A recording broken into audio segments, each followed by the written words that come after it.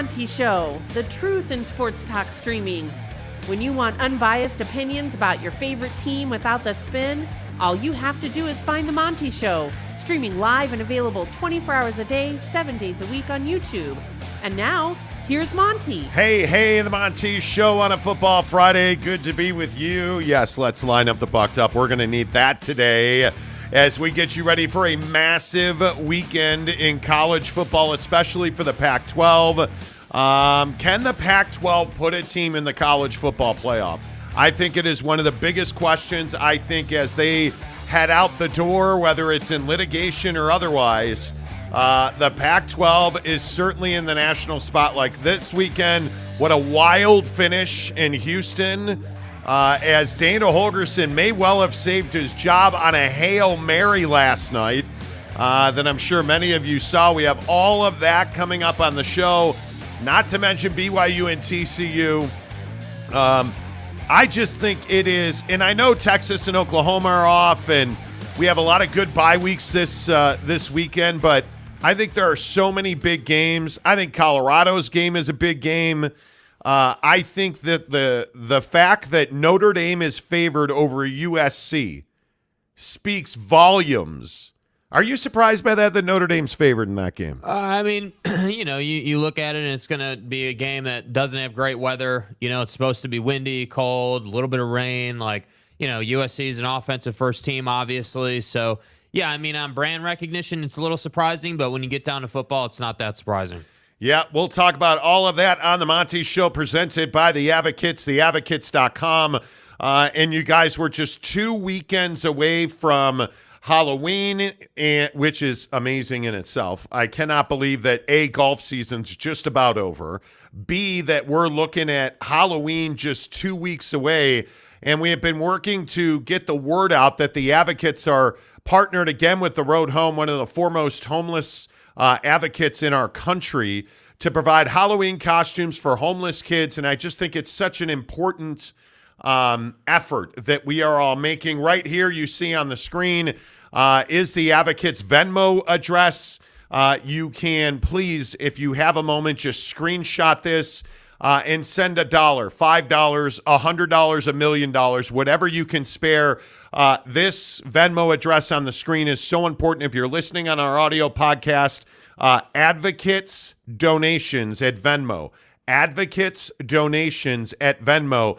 And I'm serious when I say $1 or $5. Anything you have makes such a big difference for homeless kids who are just trying to enjoy Halloween, who are trying to find some normalcy, who are trying to find a couple of hours not to think about where they're going to sleep tonight, where their next meal is going to come from, so that they can go to school on Monday and show off all the Reese's, and hopefully it's white chocolate Reese's peanut butter pumpkins that they were able to procure Obviously the best. In their awesome costumes. $1, $5, whatever you can muster to give to the Advocates, please do. In the memo section, just put the Monty Show Halloween or homeless Halloween, whatever you want to come up with. That'd be great. We thank you. The Advocates thank you. The Advocates, the best injury attorneys in the business, the presenting sponsors of the Monty Show.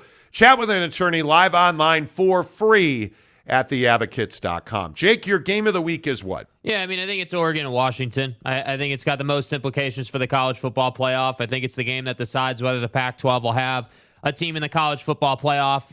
Honestly, I don't think USC has much of a chance at the college football playoff right now. Obviously, as we were just kind of previewing and teasing, them not being favored in this game kind of speaks to what people think about USC. And obviously, it's on the road for USC in South Bend, but I still think that, just on brand recognition, it is a little bit surprising that SC isn't favored in that game. You would think with the offense and Lincoln Riley and the amount that they're able to produce, they would be favored, but they're not. And so the game of the week to me is Oregon and Washington. And I know that's a pretty straightforward answer. It's pretty easy to say that, but I just think there's so much on the line for these two teams. You look at Oregon, and I maintain that right now, Oregon is the Pac-12's best hope. I'm not saying that Washington is below them by any stretch of the imagination, but nationally, as far as a group of people sitting around a table at the end of the year talking about, well, what team from the Pac-12? Well, I think if Oregon can beat Washington, that's obviously a signature win. That obviously puts them in the driver's seat. And I think if Bo Nix can continue to complete 80% of his passes, he's going to continue to push his way into that Heisman conversation. But you got to win these kind of games. You have to show that you can control an opponent that's just as good as you are. So to me, I think the game of the week is Oregon and Washington. But obviously there are several other games that, are going to be really good. Yeah, I don't think there's any question it's Oregon and Washington. And I do believe that this is the last best hope for the Pac-12 to get a college football playoff spot. And I think when you look at this game with Oregon and Washington, I think Dan Lanning has to live up to it. I think it's critically important. It's on the road. It is clearly the biggest test of the season to date for the Oregon Ducks, and I think Dan Lanning's built a really good football team here. He's clearly got buy-in from his players. All of his players rave about culture. They're going to wear terrible, ugly paint splatter uniforms, and it's just not going to matter because I think Oregon is playing good football. And if Oregon can win this game, I think they have a real chance to run the table and get into the college football playoff. But I think the bigger question is USC at Notre Dame, because I am not at all convinced that USC is capable of running the table. In fact, I'm convinced they are not. And I think USC gets the benefit of the doubt in a lot of situations. I mean, you look at this line, Notre Dame is -3, which means this is dead even because the home team in Vegas always gets 3 points. USC, who's given up 82 points in the last 2 weeks, is going to South Bend as a 3-point dog. I think USC is going to win this game, and I don't care if it's an absolute blizzard with whiteout conditions. USC's putting 35 points up on the board like they always do, and I think Caleb Williams is the best quarterback in college football. They get the benefit of the doubt. They get the rubber stamp because of the USC brand. I think Dan Lanning and Oregon have to earn it. But I will say these are the two biggest games of the weekend. This is the one weekend where the Pac-12 has the entire spotlight to themselves. And I think a lot of it is that, the rest of the schedule is pretty flat. I mean, Arkansas and Alabama, I think that's a very interesting game. But is it the magnitude of an Oregon or a Washington? It's not. Is it the magnitude of an SC or a Notre Dame? It's not. Those are two huge matchups. And I think this SC Notre Dame game is critically important for the USC and critically important for the Pac-12. And imagine with everybody walking out the door in the Pac-12 in this Pac-2 versus 10 exiting schools, imagine if the Pac-12 gets a team into the college football playoff. The fight for that money is going to be unbelievable, and I guess at that point it would be settled. But those are the kind of things that are on the line this weekend for the Pac-12. If Oregon and USC lose this weekend, the Pac-12 loses. It's over. I don't see any other team in this conference. And again, with all due respect to the quality that I think, DeBoer and our friends up in Seattle have built, I just don't see the schedule being in favor of Washington running the table and getting into the college football playoff. I think Oregon and USC are the two teams in this league that have the quality, talent, and depth to get into the college football playoff. And that's why, Jake, I think this is the weekend of the year in the Pac-12. Yeah, and I think Marshawn Lloyd and Bucky Irving are the two guys that are going to make a difference for both of these teams. You look at USC again, being a dog on the road, and you look at this game, it's going to be a 6:30 kickoff. It's going to be cold. It's going to be rainy. Who's to say how bad it'll be in terms of the weather, but it's not going to be a bright, sunny day.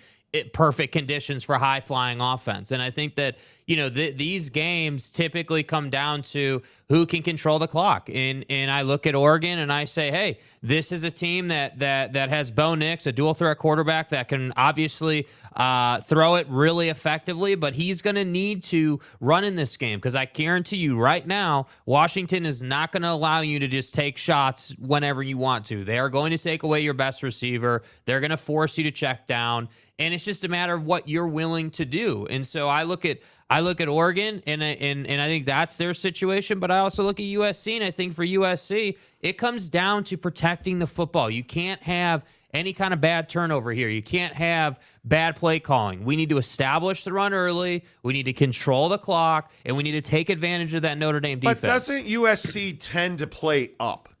I think USC loves these big environments. I think they have a bunch of, lights, camera, action players, the least of which, obviously is Caleb Williams, but he's lights, camera, action every weekend, which is why I say that. But I think USC plays up, and there are few bigger stages in college football than Notre Dame.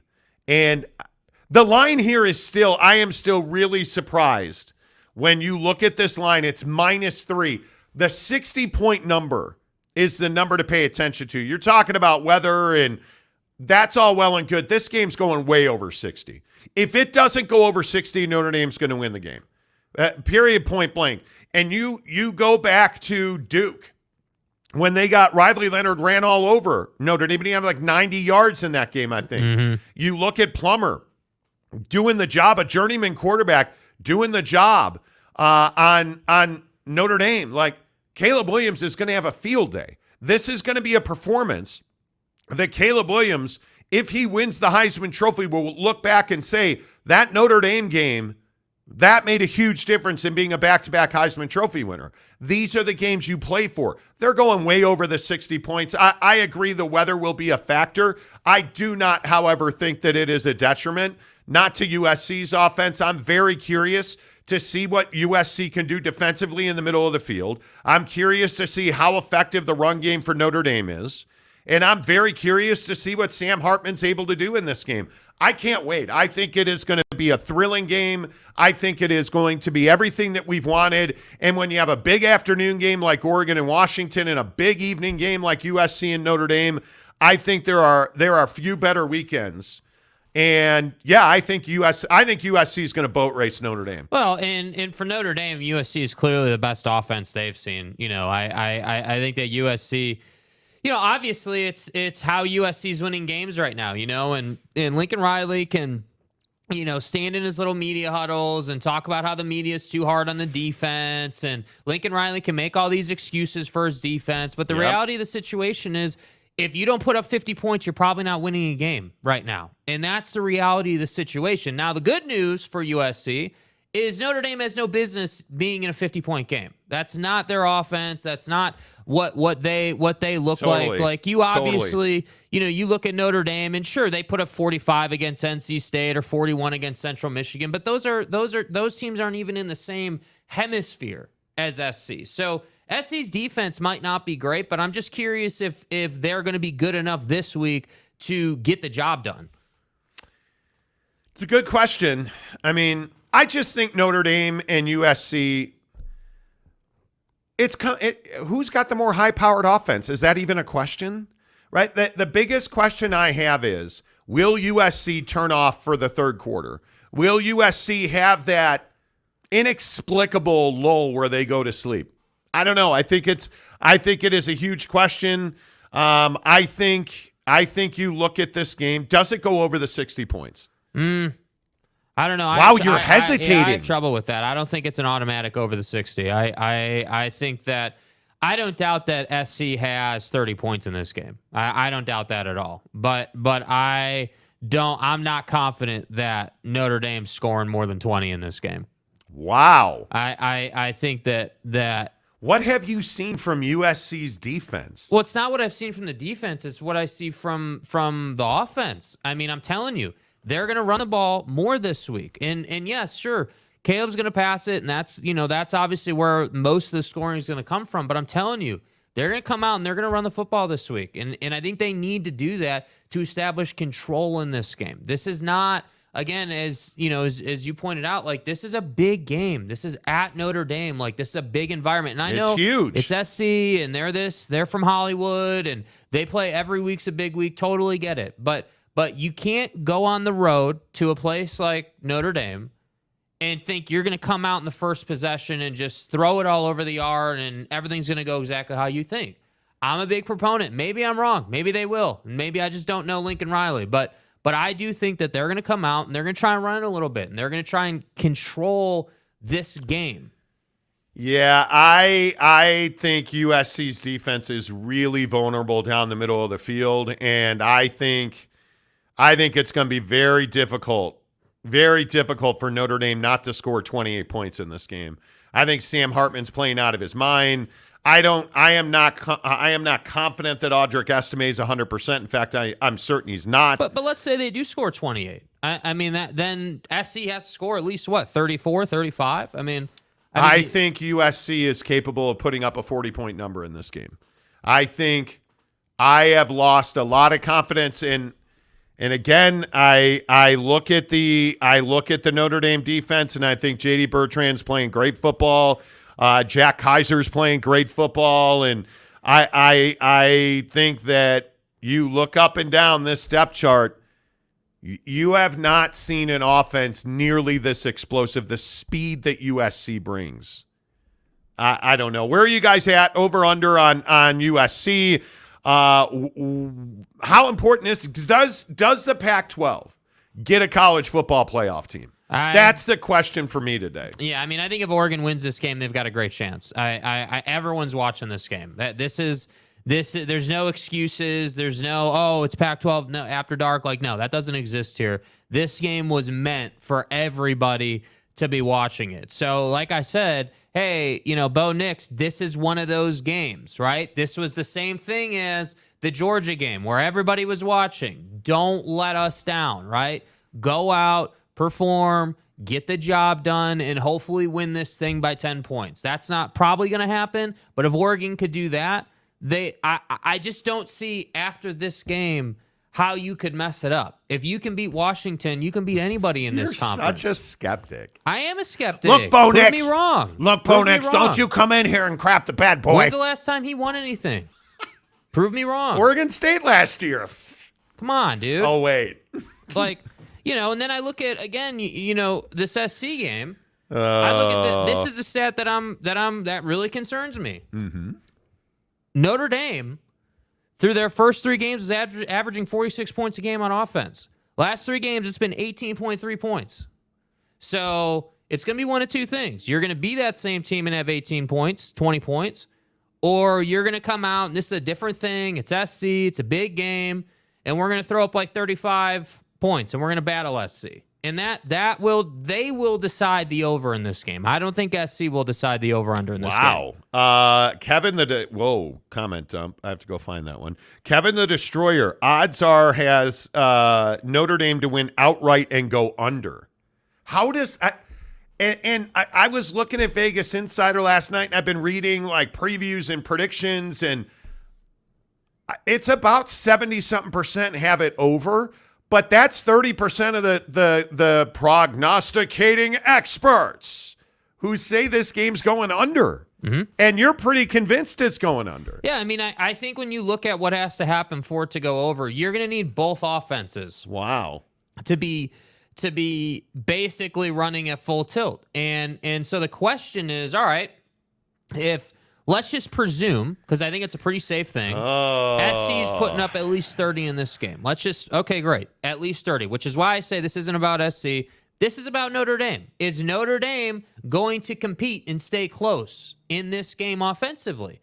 I have doubts about that. You have not been playing good football on offense. You just haven't. And that can turn around, but you've been saying for the last 3 weeks that Marcus Freeman is not to be trusted. That he's not the guy. Defensively, he's not to be trusted. Offensively, I think they've been actually better than anybody thought they would be. Do you guys understand? Sam Hartman and that sexy-ass beard, what if he puts up a 400-yard performance? They'll win the game. Because they have the talent. They have the talent offensively to do that with the way they run the ball. If he puts up a massive 400 yards, 3 touchdowns, no interceptions, then he runs for another one. He's in the Heisman race. That's what's on the line here. And again, I just cannot believe that this Notre Dame offense at home under the lights in a game that is as massive gets, swollen, you name it, everything. I'm so bricked up right now. Everything you want. Yeah. I can't believe Notre Dame's offense comes out and drops a 21-point dud. Well, that'd be stunning. Because what am I going to say though? We couldn't believe some of the other things that Notre Dame did. Yeah, I think Sam Hartman's coming off of his worst performance at Louisville, and I think that USC can be got. I think USC is going to win this game by 10 points. And I think it's going to be 42, probably 31. I think it's at a minimum a 70-point game. Yeah, we're just different on it. I don't think Notre Dame's going to score that many points. I think it's like 31-24. Okay. That's what I think you're looking at here. Okay. Hey, I hope you're right. And I hope you're wrong, actually. I would love Notre Dame to win this game. I'm a Notre Dame fan through and through. I don't think it's happening, but I would love to see it. I would absolutely love to see it. Jaron Eccles, what's up, Jaron? I think USC underestimated Arizona. Won't do the same for Notre Dame. SC wins the game even if they have 10 men on every play defensively. Thank you. Thank you for that. I appreciate it. It's fine. Let's see. Harry Austin, is USC really that good? They are. Yeah. I think offensively they're one of the elite units in the country. Yeah. I think Caleb Williams, until he's dethroned, and Bo Nix has a chance to do that. Michael Penix Jr. has a chance to do that. I think Caleb Williams is at the least the best quarterback in the Pac-12, and I think he very, very likely is the best quarterback in the country. And I think that he is so special. They have so much speed outside. Their running backs catch the ball really well. Their offensive line is athletic. They move. I think obviously it's not unlike Patrick Mahomes. I think Caleb Williams does those little things with the way he moves and the way he creates with his legs, and he creates with his legs to throw the football. Like, his first option is never the run. Like, I just think he's that kind of dog, right? Yeah. Like, he's that guy that he can just beat you with his mind because he can see it before you can think it. And they're really good offensively, man. They are really good. Shouty says same level game, Texas OU. Oh, I think Oregon Washington is that. Yeah. I don't know that, because I think Oregon and Washington are both national powers. I think this year, with the level of quarterback play we're seeing from Oregon and Washington, I absolutely think that Oregon and Washington is OU Texas. Because OU and Texas both could play for a national championship and nobody would really question it. Mm-hmm. I think Oregon and Washington are in that same boat. Mm-hmm. I think I need to see it one more time from Washington to truly buy in. I have no doubts about Oregon. I think Bo Nix is, again, I'll say, he's playing the best football of his career. I think he's got speaking of dogs, I think he's got a real dog as a head coach. I just think Oregon's really good. Really, really good. And I think when you look at a team and the first thing that goes through your mind is, man, I guarantee you they've all hit buckshots before they hit the field, then you know how good somebody is. That's when you know they hit the Bucky, baby. That's right, Buckshot, the official energy provider of the Monty Show is Bucked Up Energy. Telling you that my favorite product that they have is Buckshot. You know, you watch a show every day. We hit it every day. I love it because it's 200 milligrams of naturally sourced caffeine. And a lot of people have been asking me, why do you keep saying natural caffeine? Caffeine's caffeine. Au contraire, mon frere. When you use compounds and chemicals to create the effect of caffeine, that's not caffeine. Naturally sourced caffeine sources make a huge difference. And when you look at the way that Bucked Up makes Buckshot, they take that 200 milligrams, they put it in a container with a bunch of brain food, and it's really elite ingredients that make an elite product that does exactly what it says it's going to do. It's going to give you a lift. It's going to give you mental clarity. So whether you hit the Buckshot in the morning because you're feeling a little lull, it's Friday, it's been a long week, I just need to get through the day. Hey, hit it in the morning, you'll have a great morning, right? Hit it in the afternoon because you had maybe you had pizza. It's Pizza Friday at the office and you feel a little drag. Hit the Buckshot so that every day and every part of your day is the best day. Let's do it right now on the show. Open it up, nice and chilly because it just came out of the fridge.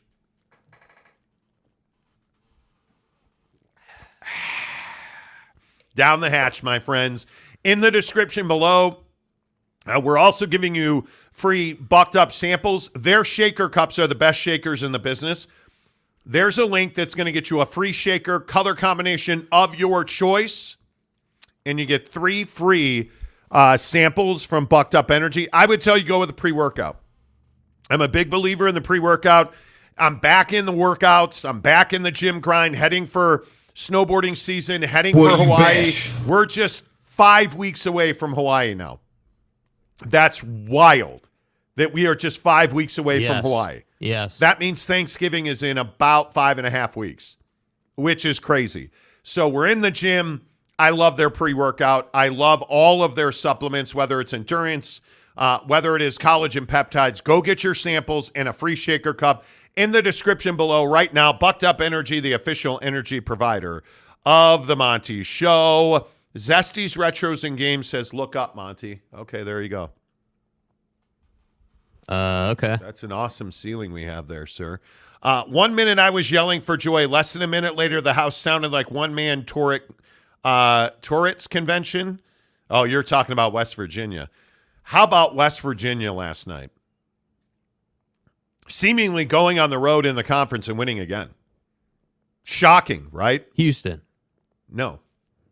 How about West Virginia last night? Going on the road, seemingly winning again. Everything is fine. We're all, man, can't believe it. And then Houston hits the Hail Mary to win the game. Yeah. How is that possible? Help me. Help me, Neil Brown. Football. Help me, Neil Brown. How does that happen? And all credit to Donovan Smith. I think this is the best game I've ever seen Donovan Smith play. Smart football, didn't turn it over, and just that flick of the wrist. And all of a sudden, Houston won the game. Yeah. And it was one of the most wild, entertaining fourth quarters I've seen in some time. I was so pissed off at my Prize Pick selections. I had turned off Taylor Swift. I had turned off the goddamn Atlanta Braves. I was watching Houston in West Virginia. And I thought to myself, Garrett Green is finally going to get over. West Virginia made a play. They're going to win the game. Nah, bro.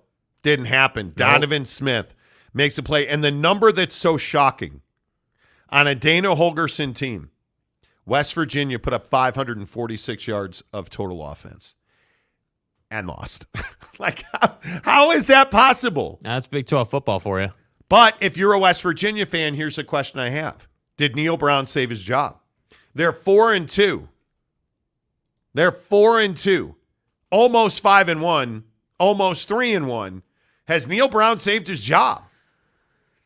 Yeah, I don't know about that. And I have to say, losing to Houston's not a good look for a team that was, going the right way. And I don't care if you lost on a Hail Mary. It's even worse that you lost on a Hail Mary. It would even be an easier conversation if you had lost by 20 and just got embarrassed. But the idea that you didn't make a play, oh man, on the last play of the game in a Hail Mary, you understand, like, that's one of the easiest plays, in my opinion, to defend. You know where the ball's going. You know the type of play you're going to have to make. Yet, what did you guys do? Oh, that's right. You tipped it up in the air instead of batting it to the ground, which is classic football X's and O's 101. Yeah, but I don't want to take anything away from Donovan Smith. I mean, that fourth quarter was stupid good. Yeah, in the last play of the game, he made a great choice. The way he stepped up in the pocket, there was an opportunity there just for a split second where they had him. And then he stepped up and he ran away, and he still had a defender in his face. Guy accounted for 5 touchdowns last night. Yeah, that's what I'm saying. I'm not taking anything away from Donovan Smith. That's not what this is about. I'm just talking about Neil Brown and his undisciplined football team. That's not good enough. Wow. It's not. Okay. I'm not ready to say that. I think he saved his job. I don't know how else. I don't know how else you describe it. I think he. And if you are a West Virginia fan, you're probably pulling your chest hair out, because I think most West Virginia fans want Neil gone. But if Neil Brown takes West Virginia to a bowl game, and I don't know how at this point you don't, with Oklahoma State, that's a winnable game. That's a home game. Like, how do you not win there? Yeah. Right? BYU, a home game, that's a winnable game. I would even dare say that at UCF is a winnable game with all their injuries. West Virginia's going to win 7 games. Mm-hmm. Now, that trip to Baylor at the end of the season, we'll see. But every home game, every game in Morgantown's a winner for them. Like, they're better than Cincinnati. They're better than BYU. They're better than Oklahoma State at home. Right. Now, you want to play that game in Provo against BYU, you're probably not winning that game. But I think Neil has a chance here to win 7 games. How do you fire him if he wins that would be a miracle. Yeah, it's a philosophical thing. Yeah, I think 7 games is a great season for them. Yeah. And again, you know what? But Paxton, who cares? Baylor's not good. Neil Brown's not good, but they will if they beat Baylor, they win potentially 8 games. Yeah, someone's got to win the game. And so we're going to hold it against him if he loses, but not give him credit when he wins. Come on. Can you imagine if West Virginia wins 8 games? Because they're going to have a chance, everything being equal and everybody stays healthy at West Virginia, which, okay, if Garrett Green's healthy, they have a chance to win 8 games. You're not firing Neil Brown if they win 8 games. No. You're not. Sorry, dude. There is no way. Kay Sumbry, disrespectful, Monty. Okie State will beat West Virginia. Oh, I'm sorry, Oak State. Yeah. I'm a man. Do we know who Oklahoma State is? And I'm here for this because we battle this out every day on our show. It seems like. Do we have any idea who Oklahoma State is next weekend with any kind of confidence? You deserve credit for beating K-State, but I still maintain that you're not beating K-State when they have their best. But they didn't have their best, so you get credit for that. But if you're going to beat K-State, you damn well better beat West Virginia. And you better beat Kansas this weekend without Jalen Daniels because he's still got this back thing. But it would be very Oklahoma State, with all due respect. It's Oak State, please. Oak State to lose to Kansas without their quarterback. Yeah. I mean, I think I would probably, and I want to see if the line moves before I run my lips. I would probably take Kansas to be favored in that game. Is that a pick 'em now? No, KU is still 3 points. That's at Boone. And you're telling me that you're at home at T-Boone Pickens Stadium and you're a 3-point dog, which means you're really a touchdown dog because the home team gets 3. Yeah. And I would also point out that number's 56. So I don't think we know who Oklahoma State is. Yeah. And even if you're the most passionate Oklahoma State fan, can you really sit here and tell me that we have any idea who that offense is? I don't think you can. You don't have a quarterback a note. Mm-mm. And you're moving that direction. I think you're fine. But can we really sit here and say that we know exactly who Oklahoma State? I don't think you can. I don't think you can. They're a team that every single week has to patchwork it together because you don't have a bona fide starter. You don't have that grade A number 1 quarterback. And I think people underestimate how important that is when you're running 2-3 guys out there and you're constantly having to figure out who start. People don't think about, okay, chemistry from the guy who's playing quarterback to the wide receivers, from the guy who's playing quarterback to the running back out in the flat, the guy who's playing quarterback to that deep ball he's thrown. Do you understand that every quarterback throws a deep ball differently? Right? Like how much air they put under it, how much room they give you to run, like where the ball is going to land on your body. Like those are all little things that quarterbacks and wide receivers need to build. Why do you think Caleb Williams is so good? His wide receivers know where the ball's going because he starts every week. And that's why Oak State is just inconsistent every single week. So again, forgive me if I say, hey, yeah, you beat K-State. Will Howard had the worst game of his career, but you beat K-State. And now we're looking down the schedule and we're not exactly confident. Well, that's why, because I'm not sure what's going to show up every week. Christopher Shannon says 7 games keeps your job. Hey, with what he's got to work with, yeah, I think 7 keeps his job. Yeah, I do. If they win 7 games, I think if you're bowl eligible, you can't fire Neil Brown. 6 will keep his job. Mike Smith, no to Herm. Oh, nobody's serious about Herm Edwards at West Virginia. No. Do not even joke about that walking disaster. I see 6 maybe. Okay, Kim, if we look at Mountain Mama. Mountain Mama, yeah. That's a West Virginia reference, right. everybody.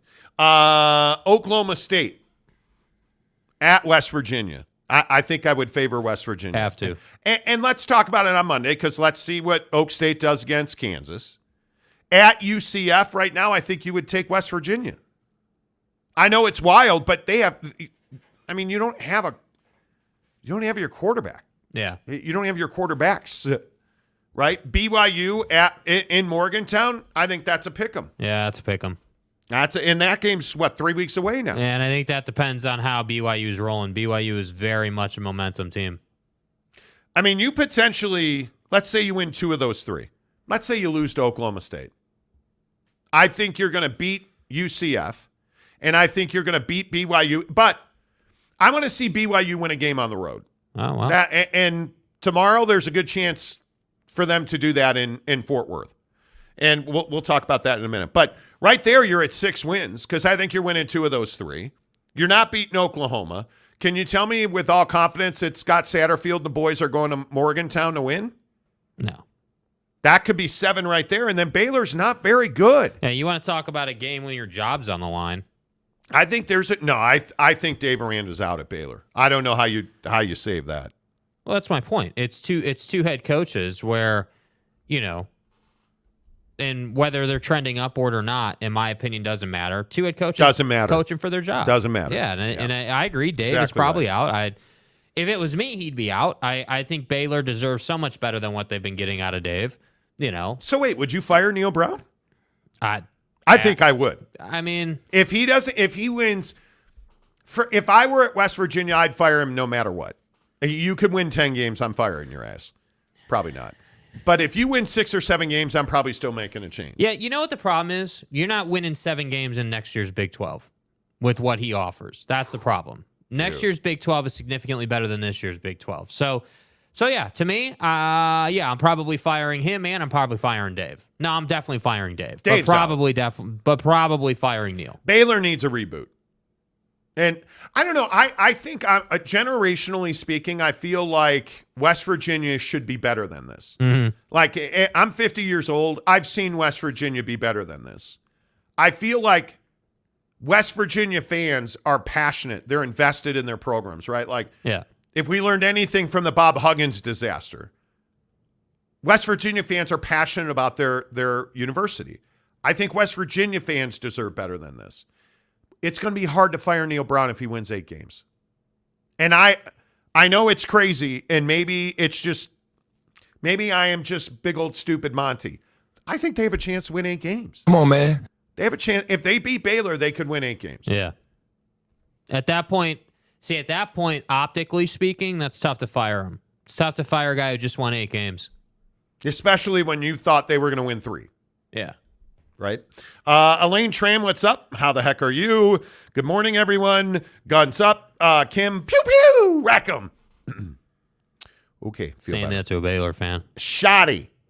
When does West Virginia play Texas at home? West Virginia does not play Texas this year. That's right. They went. West Virginia's already had some success with the state of Texas. I'm looking at you, Lubbock.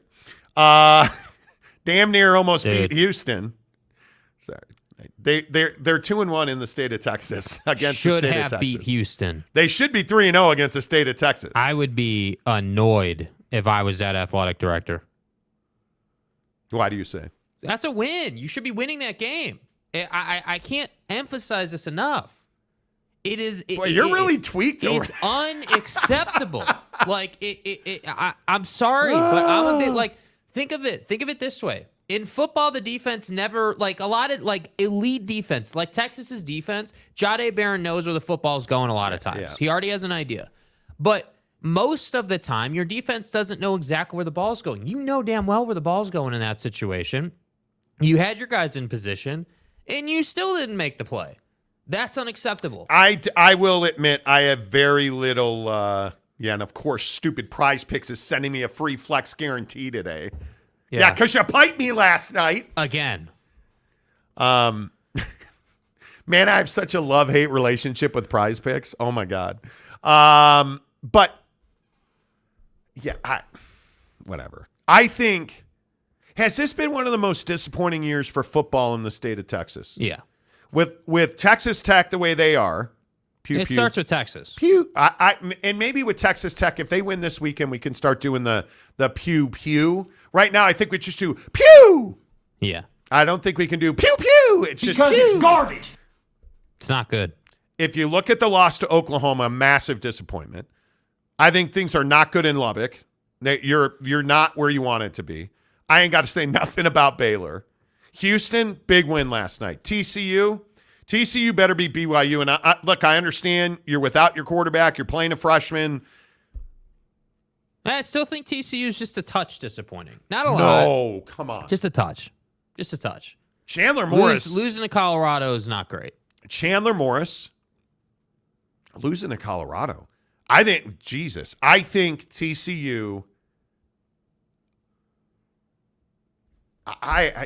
Listen, you're not going back to the national championship. No matter what your season was going to turn out to be.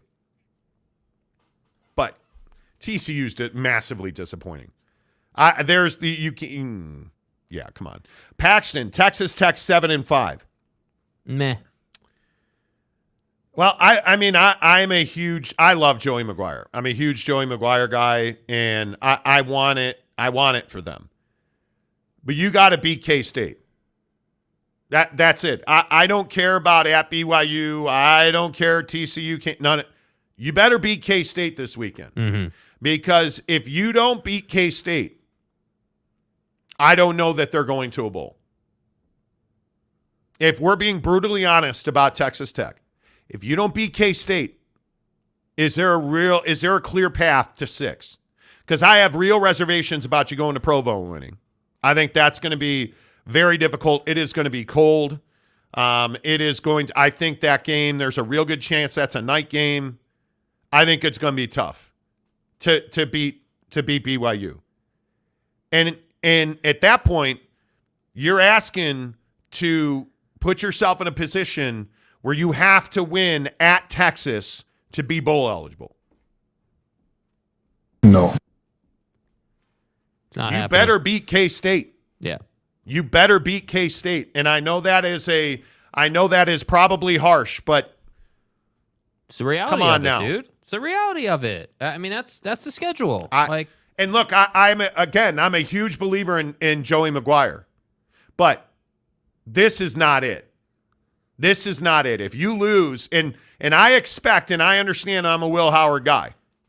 I expect Will Howard to have a massive bounce back after the worst game of his college career. Yeah. I expect him to have a bounce back. This is at home. And if you lose this game, I don't think you're bowl eligible. And if you're not bowl eligible, I don't want to talk about Neil Brown and Dave Aranda. I want to start talking about Joey McGuire. Yeah. Because that's unacceptable. This was, and if we're being fair about Texas Tech, and much to Paxton's point, if you're getting a 7-5, okay, we can deal with that. Tyler Shook, snapped his twig and was not very good to begin with. Okay, great. Yeah, we'll accept all the excuses. Yeah, stupid play calling against YO on defense. Okay, great. You're 7-5. Let's move on to spring football. Let's get in the portal. Let's move on. But this team was supposed to be a dark horse to win the conference. Yeah, well, there ain't even close to that. And that's just a distant memory. That's Tarrant County, Big 12 football media days. Yeah. Where Joey McGuire walked around that place like he owned it. Yeah. Because he did. He walked around that place. Joey McGuire and the Raiders at Big 12 football media days, I would say probably second in demand next to Texas. That's how much demand there was the days that they were there. And now you're 3-3, and you're on the verge, man. Like you are on the verge. Elaine Tran, I'm a firm believer in BYU. They play every game. Every single game. Yeah, and Cody Epps is back. TCU is going to have their hands full. How disappointing is let's do it. BYU and TCU. Yeah. How disappointing is TCU? I mean, I think it's hard to measure how disappointing they are, but they are disappointing. I agree. You were never going back to the national championship game. I think everyone agrees on that. But to go from the Natty game to this feels like the Grand Canyon of a gap. That's too much. Chandler Morris is out multiple games. Yeah. Same MCL sprain that knocked him out and made Max Duggan possible. Right. You're going to play a freshman at quarterback. Yep. That's not why you're going to lose this game. You're going to lose this game if you do, because I think BYU is playing for their head coach. BYU is, I think, offensively far more talented than we gave them credit for. And I was a critic of Keaton Slovis. And Keaton Slovis has proven me wrong week in and week out, and I am here for it. Because I think BYU, even on the road, in Fort Worth, right, is going to be a handful for TCU. We've seen excellent football. Even in, like, look at the Kansas game. Yeah. Excellent football from BYU. They just were not as good as Kansas. But still playing good football. TCU has disappointed almost every single week. Yeah. Right? And so the question has to be asked, is TCU in no way, shape, or form who we thought they were? Well, this is not who we thought Sonny and TCU was going to be. Right. But are they capable of beating BYU? The answer is yes. Yes, they are. And I think when you look at the real head-to-head matchups here, this game's going to be won and lost at the quarterback position.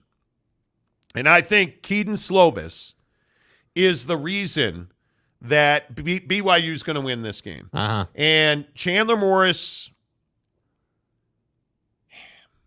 I hesitate to say that Chandler Morris has been mid, but he's not been great. Yeah. And 1,509 yards, 251 yards a game is not good enough in that league. No. It's not good enough in that league. And I think, J.P. Richardson, I think you look at some of the numbers, the wide receivers have not been you've not had those big plays. And then you flip over to Keaton Slovis, who is at 248 yards a game. Surprisingly, he's on the rise.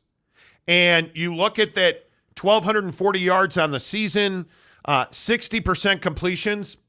Guess what? Keaton Slovis is who we thought he was. Yeah. He's never going to be a 65, 68, 70% completion guy. But boy, in the last 3 starts, has he not been significantly better than any of us thought he would be? Well, I think he has been. Mm-hmm. And he's done all of this without an NFL wide receiver in Cody Epps, who's going to play this week. I think this is a big moment in time for BYU.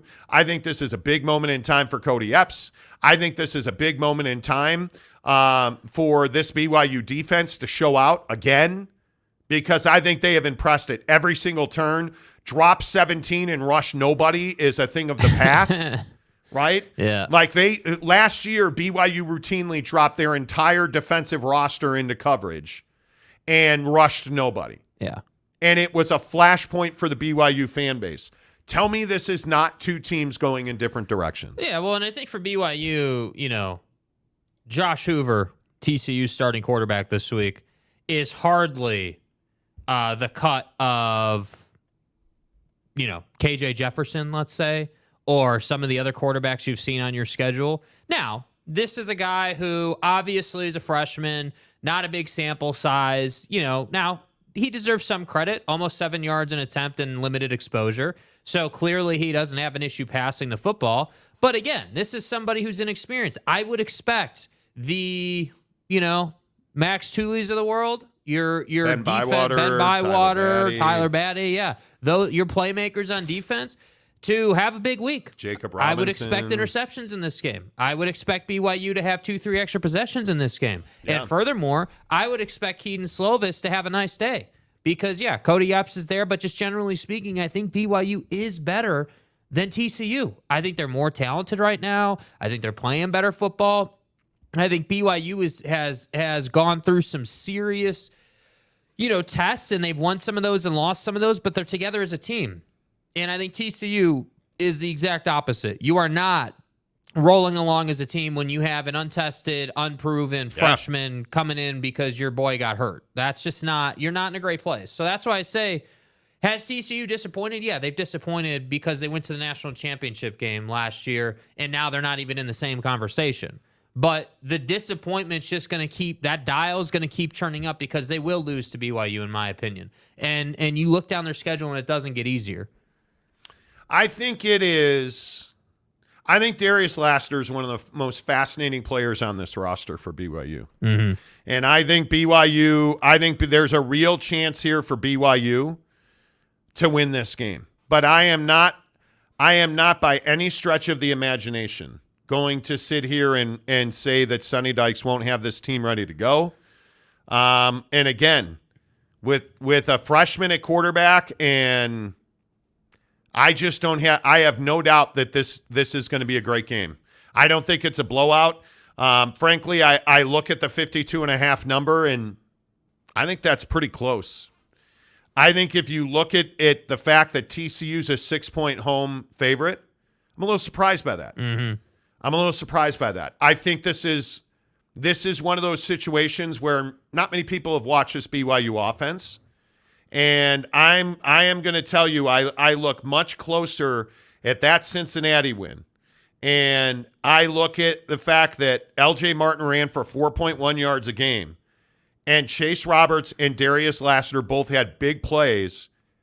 And now you're going to add Keaton Slovis to a group. And I think you have 4 legitimate receiving targets now. When you look at Lassiter, Roberts, I mean, I'm a huge believer in Cody Epps, and I think Isaac Rex is having the career season that we've all kind of been hoping for. And you throw in Keanu Hill to that, and you throw in, the fact that BYU hasn't thrown to the backs much. This offense is not even 50% of what it could be. Right. And I think one of the other things that you have to do is I think you have to listen to what Aaron Roderick has said, what A-Rod has said about using the bye week to reset the offense. I think is spot on.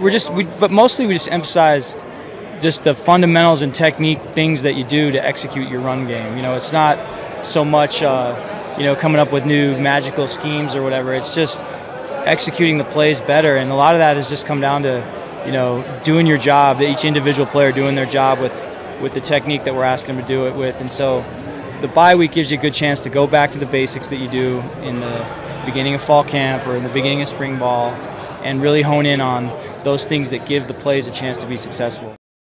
L.J. Martin. Mm-hmm. I will say it every week when we talk BYU football. L.J. Martin. Feed the beast. Let him roll. He is your workhorse. He is your back. He is special. He is young. Establish the run, and then throw the ball to your talented group of wide receivers. And by the way, I want to play this Roderick bite on TCU's defense as well, because that's a bigger question. I'm fine with the struggles of TCU's offense. I understand it. Their defense has to play better. Very good on defense. Tough to run the ball against them. They're really physical up front. Iowa State's the only team that's really had much success running the football this year. And even that was, they're very physical, and they have great speed in the secondary, like they always have. I've coached against TCU for a lot of years, and they always have a lot of speed in the secondary. Yeah, they do. But my question is, what is that meant on the field? If we're being totally honest, tell me what is that meant on the field? Not a lot. I don't think we've seen that manifest itself. And you're 3-3 and you're 1-2 in the conference. I think there's a better than percentage chance that they're going to lose this game. And I think it's somewhere along the lines of 31-24 BYU.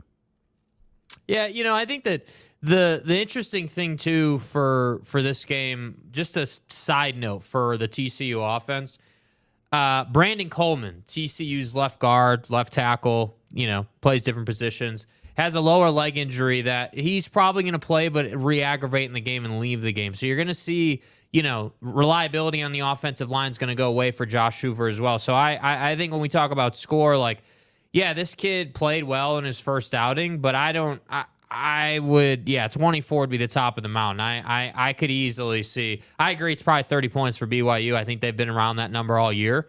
But I think 20 points, 24 points is probably max, especially when you consider he's probably going to turn the football over in this game. 31-24, BYU wins outright. And I think it goes under. I think it's going to be close. Yeah. But I would take the under. That's where I would go. Tanner Plummer says, time for Kalani to avenge the gut-wrenching loss to TCU in 2008. There's no avenging that. A lot of BYU fans have talked about that this week. And I don't think you can avenge that. NBA Commissioner Salty Drunk. Oh boy. Oh boy. Oh gee. Oh my. Remember the BYU radio skit you used to do on BYU Radio? I do. The New Skin Radio Network. Keaton Critchlow, Monty in the morning. Let's go. Elaine Tran says nothing much, Katie. Okay. Monty in the morning, Monty in the evening, Monty at supper time. With Monty on a bagel, you can have Monty anytime. I'm for real. Exactly right. TCU needs wins or bowl games are out. Well, you're not wrong about that. Elaine Tran, I know BYU defense will make plays. The defense is average, but will make plays. TCU to the Armed Forces Bowl. So you think TCU is bowl eligible? Okay. Wet blanket. Nobody knows anything about the 12. Have you not paid attention the last few years? No, you're not wrong. I think, well, yeah, What's your point, though? Are you saying games are unpredictable? No, I just think this line is ridiculous that TCU's a 6-point favorite over BYU. I think that's what you're referencing. Yeah, I mean, Vegas doesn't make lines because they're accurate. They make lines to make money, and they're counting on the fact that nobody watches BYU. Yeah, we'll see. Tanner, now there is the stat that BYU is wildly inconsistent before 6 p.m. That should be taken into account. Yeah, we'll see. I also think that is I don't know if I buy into that. I'm not sure. Wet blanket. Iowa State has 2 pros in the secondary, means they're 2-1 in conference. Well, yeah. Iowa State's been surprising.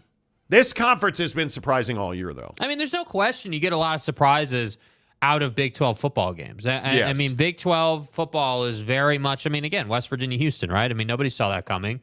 Nobody saw, winning on a Hail Mary coming. So, I mean, I think generally speaking, the Big 12 is definitely a conference that's capable of producing more highlight reels, but ultimately, football's football, man, and if BYU executes, they should win this game. And frankly, I'd go as far as to say I'd expect them to win this game. But, maybe I'm wrong. You would expect BYU to win the game? Yeah, because I think they're more quality. I think they're more prepared. I think that, again, this quarterback situation's a real problem for TCU. Like, I understand that, hey, Chandler Morris went out last year and Max Duggan was that flash in the pan and they rode that thing all the way to the promised land. I totally get it. But I'm telling you, that's not happening 2 years in a row. Do you understand how rare that is? Do you understand, if you really think if Sonny Dykes had thought or knew he had a national championship game caliber quarterback sitting on his bench, he'd have had him on the bench? Well, I think Chandler Morris was always going to be the starter. Always. It was his job before it was anybody else's job, and that includes Max Duggan. If Chandler doesn't get hurt, Max Duggan never happens. Yeah. Right? So you look at Josh Hoover. Josh Hoover was never supposed to be a thing at this point. I thought he actually, showed out a little bit against Iowa State. Now they lost the game. And there are you win or you lose. There are no excuses. And I think Iowa State deserves a lot of credit for that. AAR, BYU Cougars will be passing the ball a ton. I would think so. It depends. I mean, TCU's very good against the run. I mean, I think we know that, but LJ Martin's a difference maker for BYU. So, one thing, Ammon G. Carter, a damn nice stadium. Everybody says that. AAR, a field goal or less. Really? I like it. Paxton, Monty, is Louisville last year's TCU? I don't think so, but I could be wrong. No, you're going to upset me with Louisville, and I'm not going to allow it to happen. I knew today would be shitty. Yeah, I'm not going to lose my mind over it. I'm not doing it. Mike Smith, chicken and stars soup sounds good right now. Someone help a brother out. Chicken and stars? Okay. R.A. Johns, Utah barely beat Baylor. But they beat him. Which is an indictment on Dave Aranda. Listen, I think Baylor is you're not a good football team. No. Let's not make excuses, or you're not a good football team. And I look at you've lost to 3 top 25 teams, or Texas Tech. Utah and Texas, but the problem is your wins are not good wins. Long Island and UCF are not good wins. That's the real problem. UCF is littered with injuries. It's not a good win. And I look at the Tech loss. You got blown out, dude. Are people forgetting how I say easily? Are people forgetting the domination that was 186 yards on the ground for Texas Tech? Cold-blooded, clean, methodical, and thorough. And that Baron Morton, like he looked good. Yeah. Right? And the other thing that hurts you is Blake Shapen threw for 324 yards, and you only scored 14 points. How? Like, you don't want to know how? Because you ran for 17 yards. Empty. The opposite of full. That's how. Yeah, I mean, look, dude, there's no question. You're just not you're not good enough, man. And you can sit here and, we can couch the Utah loss. Well, this, that, late play, should have been a whistle, whatever. I don't give a damn. It's a loss on paper, dude. You lost that game to a quarterbackless team. You got physically dominated. Yeah, they beat you because they were better than you up front. Texas Tech had 6 sacks. Man, dude, like, you look at, they had 11 tackles for loss. They had 4 pass defense. Like, they dominated Baylor. That game was not close. Yeah. That game was not close. Baylor is not good. Not good. And we now know with our friends up in Salt Lake City, like, they have offensive issues at Utah. So we can say barely, maybe should have. Right? I don't know, man. Tarrant County, boy, Baylor has become the cuddly teddy bear. Seriously. That's a terrible thing to say. Pied Piper, I think Oregon-Washington is a much bigger game than SC Notre Dame. I love that argument. I do. I don't think USC or Notre Dame has a legit shot at the playoff, but here on the Monty Show, hour number 2 of the program is presented by our good friends at TryDayTrading.com. TryDayTrading.com/Monty. I was been evangelizing for Tri-Day Trading for 6 months now, but you guys, I'm seeing it up close and personal now. My wife, good old Mrs. Monty, is in the TryDayTrading.com program, and just watching the way they coach you up and educate you. They really show you the ins and outs, the details, and their systems are just so good. The proprietary software and processes at Tri-Day Trading, you got to work hard not to make money. And I'm not even trying to be over the top. When you look at Tri-Day Trading, you have to work really hard not to make money. And sure, is it day trading? Is there volatility? Yes, there is. But when you're at Tri-Day Trading, the great thing about it is they take the guesswork out of it. They have software and indicators that tell you, hey, here's where you start, here's where you stop. Dip in, dip out. And the best part is you program your trades and you walk away. Yeah. Whether you're a full-timer or a part-timer, program your trades, walk away. It takes about an hour to do it. Get in, get out, come back, and then look at the money you've made. I am seeing that firsthand with Mrs. Monty, because you could sit there and you can stare at the trading screen and you can ride the roller coaster. But inevitably, you're one place at the start and you're much higher at the end. That's the beauty of day trading, and that's why everybody loves Tri-Day Trading. You look at their reviews, you look at what their graduates say. When you graduate the TryDayTrading.com program and you get into it full time, it's your living. Dude, you're making $1,000 a day or more on average. When it's your side hustle, you're making $300 to $500 a day on average. It's legit. And the other thing I think is so powerful for people like us, the regular guy, is that when you graduate the program, they're going to open an account and put money in it for you. And you're going to trade on that money until you're ready to trade on your own money. A week, a year, 10 years. You can trade on that account as long as you want. And when you make money with Tri-Day's money, they're going to pay you 80% of the profit or more. I just look at it and I say to myself, you're trading on their money as long as you want. Yeah. And when you're comfortable and you want to use your money and you're like, well, you know what? Look, I'm giving away 30, 40% of this money when it could be all mine. It's a powerful pull. When you see you're making that money and you're like, all right, here's your percentage of the profit. You're like, damn, I could have made more money. Let me do this on my own. They're going to help you get into your own thing. They're going to continue to coach you in continuing education. I love it. Yeah. I'm telling you, it's a $10 30-day trial, and you get the entire process, man. You get all their software, all their coaching. Go get it right now. TryDayTrading.com. Change your life. Live the life you've always dreamed of at TryDayTrading.com. All right, let's get into it. It's the biggest game of the week. And here's a legitimate question. Let's reset it. What's the bigger game? What is the bigger result is probably the right question. Is it Oregon and Washington in Washington at Husky Stadium in Seattle? Or is it USC at Notre Dame tomorrow night? USC gets the benefit of the doubt just because of their brand, because of the John McKays, because of the J-Robs, because of the Lincoln Rileys, the Heisman Trophy winners, the Marcus Allens, the O.J. Simpsons, the Matt Leinerts, the Carson Palmers, the Reggie Bushes. They get the benefit of the doubt that Oregon does not get.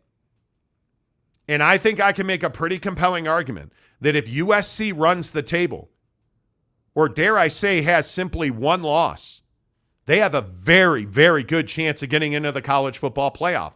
Whereas, depending on where that loss is and what the rest of their schedule looks like, I don't know that I can say the same thing for a one-loss Oregon.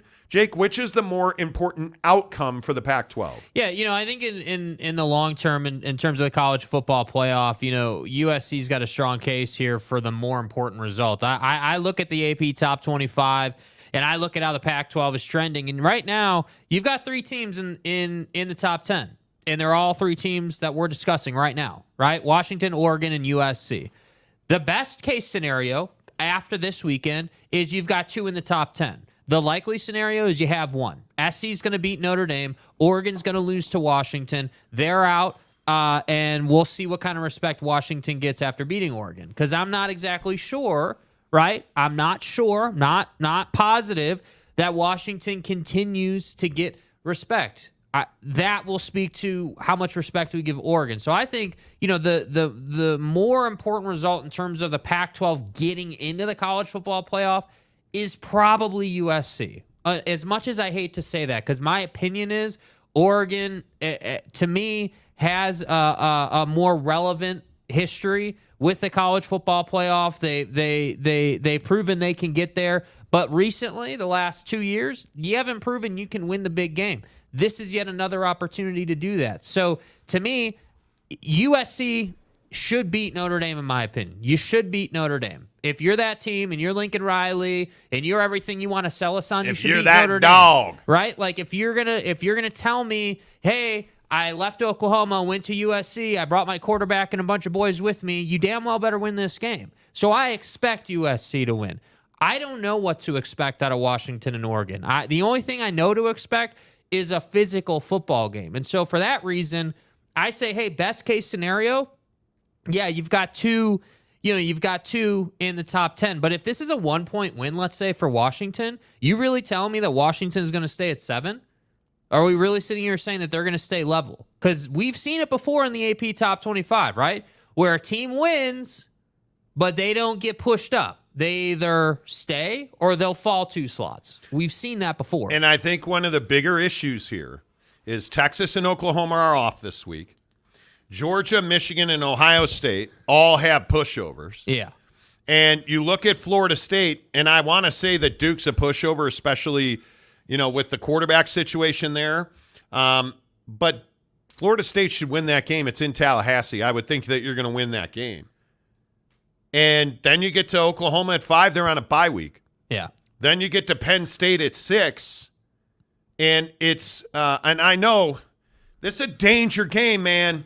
UMass can really absolutely have no chance of beating Penn State at Happy Valley. So, again, I just ask, where is Washington and Oregon going, even if they do win the game? Yeah. And if USC beats Notre Dame, where does USC go? Well, they have to go up at least 3 slots, in my opinion. You're on the road and you beat Notre Dame. Signature win. But are you going over Texas? Is there anybody who believes USC is better than Texas?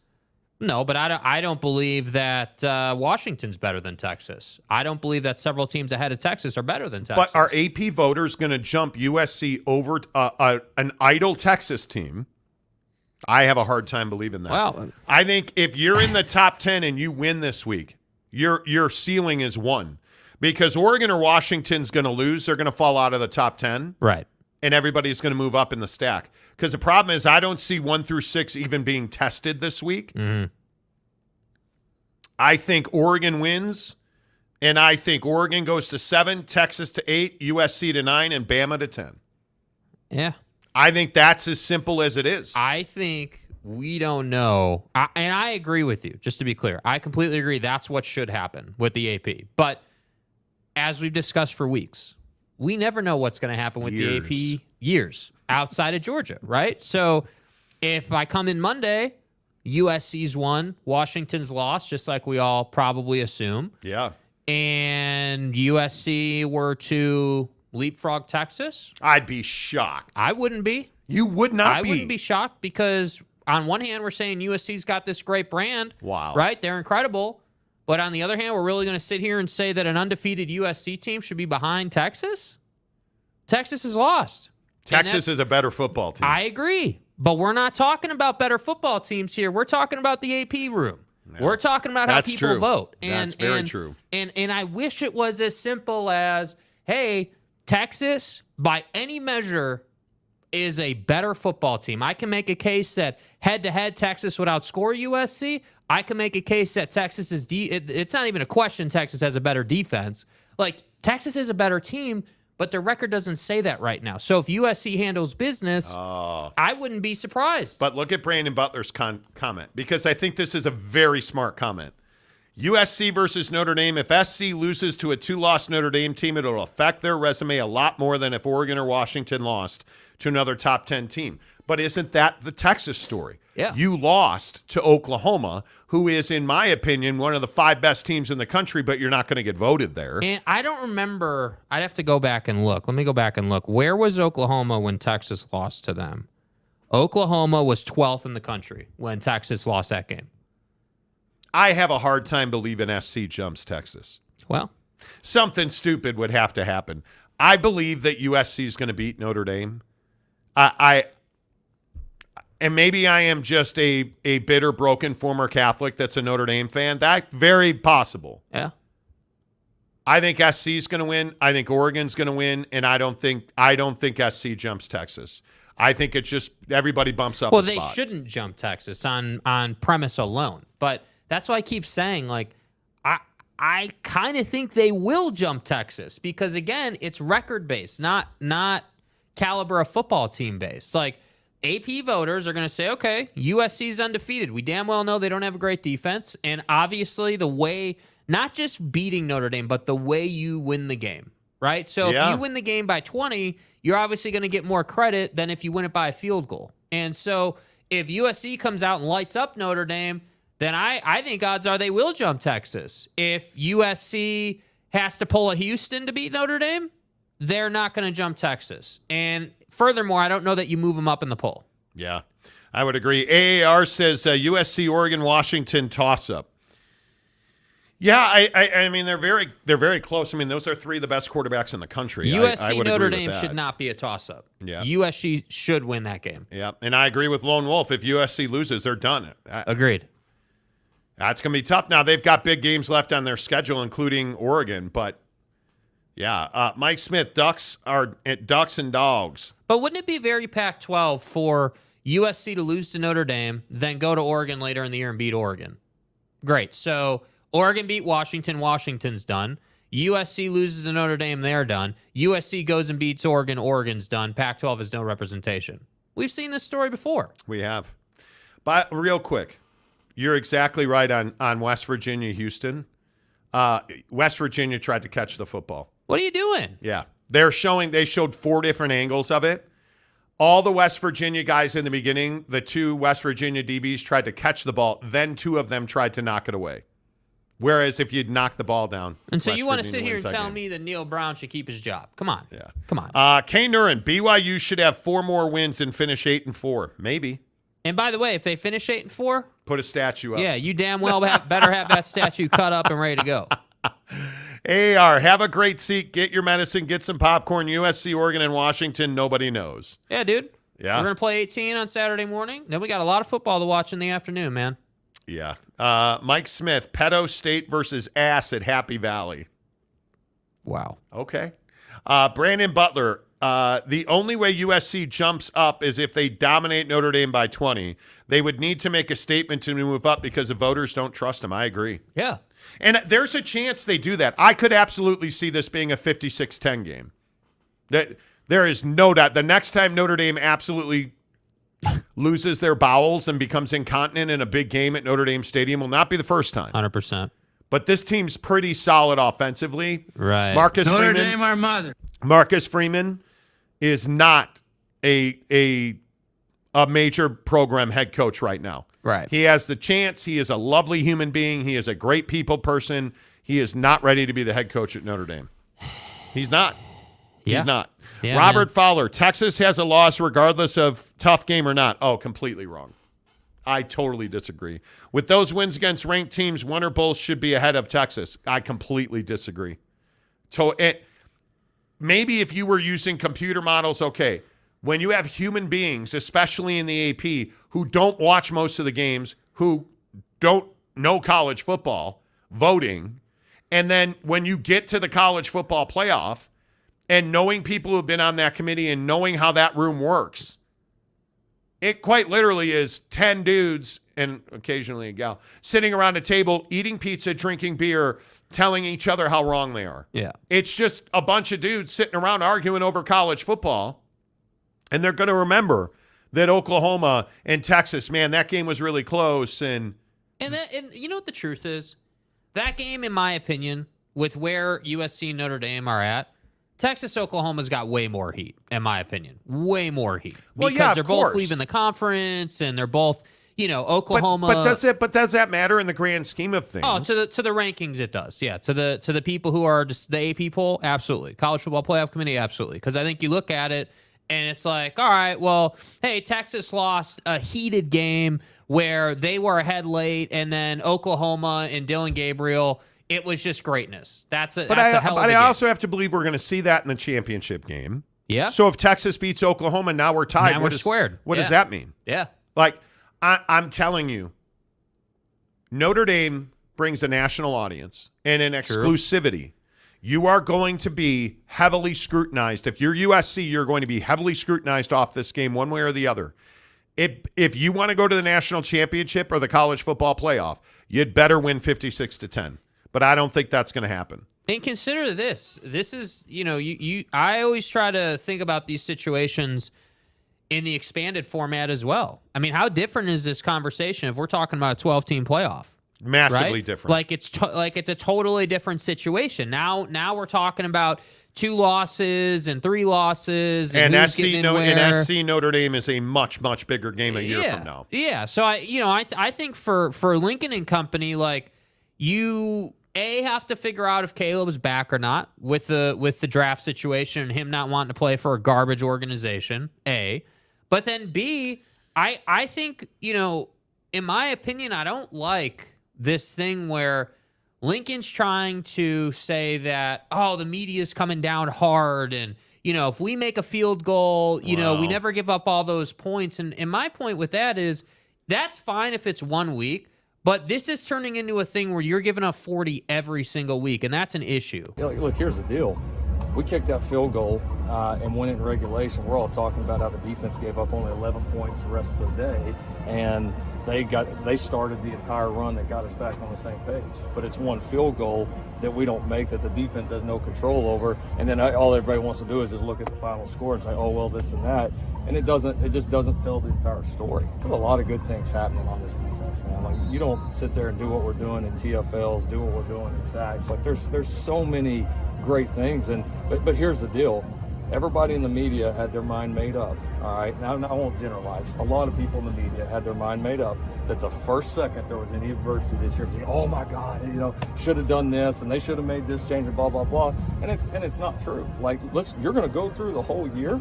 You're going to have a tough game. Like, you're going to have a tough quarter. Do you respond? Right? Do you show continued growth? And that's going to continue to be written throughout the entire year. But there's a lot of great things happening here. Shut up. Like, you've given up 82 points in 2 weeks, homie. Making a field goal is not stopping that. You can't sit here and again, I always say this, he's at practice, so it's an ass-kissing media circle I totally understand it. You've given up 82 points in 2 weeks. It wasn't a field goal issue. You can't cover speed. That's the issue. You're getting into shootouts with Colorado and Arizona, 2 bottom half teams in the Pac-12. Yeah. You gave up 82 points. Now you scored, I think, 91. Congratulations. But you're giving up 82 points. Let's stop making excuses for SC's defense. They're not good. They're going to continue to not be good. I think you could put Jesus Christ to coordinate this defense and Moses with his water-splitting ability, and you're still not going to be good because it's Lincoln Riley. Sorry, folks, that's what it is. It just is what it is, man. And the bottom line is we could sit here and make story about, hey, wow, if we'd have kicked that field goal, and listen, if the laces had been in, we don't give up 82 points. Well, yeah, you do, because your defense is not good. It is what it is. Yeah, this could be 56-10, but it's USC's defense, so it's going to be something like 35-28. Yeah. And it's going over 60 because it's USC's defense. If you happen to have some ducats on this here contest, which a position, because we don't gamble. Never. Your position, it better be over 60. We're in a control position. Because I don't see any way to rationalize it. I like Lincoln Riley, but this is some come on now. You know what it is? Come on. It's a bunch of bull junk, as Dion would say. All right. NBA Commissioner Gumby says, apologies for negative vibe I've created recently. Here's to good health and happiness to everybody on the program. I appreciate it. Don't lie to me. Zesty's Retro and Games, a member for 7 months. Oh, let me pull it out here. Okay. Grow up. Sorry, just trying to have some fun over here. My Rock bad. Chalk this weekend. Keep the ball rolling. We'll see. I think this could be your last week without Jalen Daniels before he returns. Yeah. Which would be huge. Dakota Tubbs, a member for 2 months. Hi, Jake. Monty being a red ass, our mother's winning. Dude. From speak it into existence. Yeah, I don't know that your mother's winning, dude. Speak it into Notre existence. Dame, our mother. Because I don't think they are either. I would love it. Yeah. I would love it, but I don't see it happening. What, maybe 50-50 at best? Right? I mean, at best. Yeah.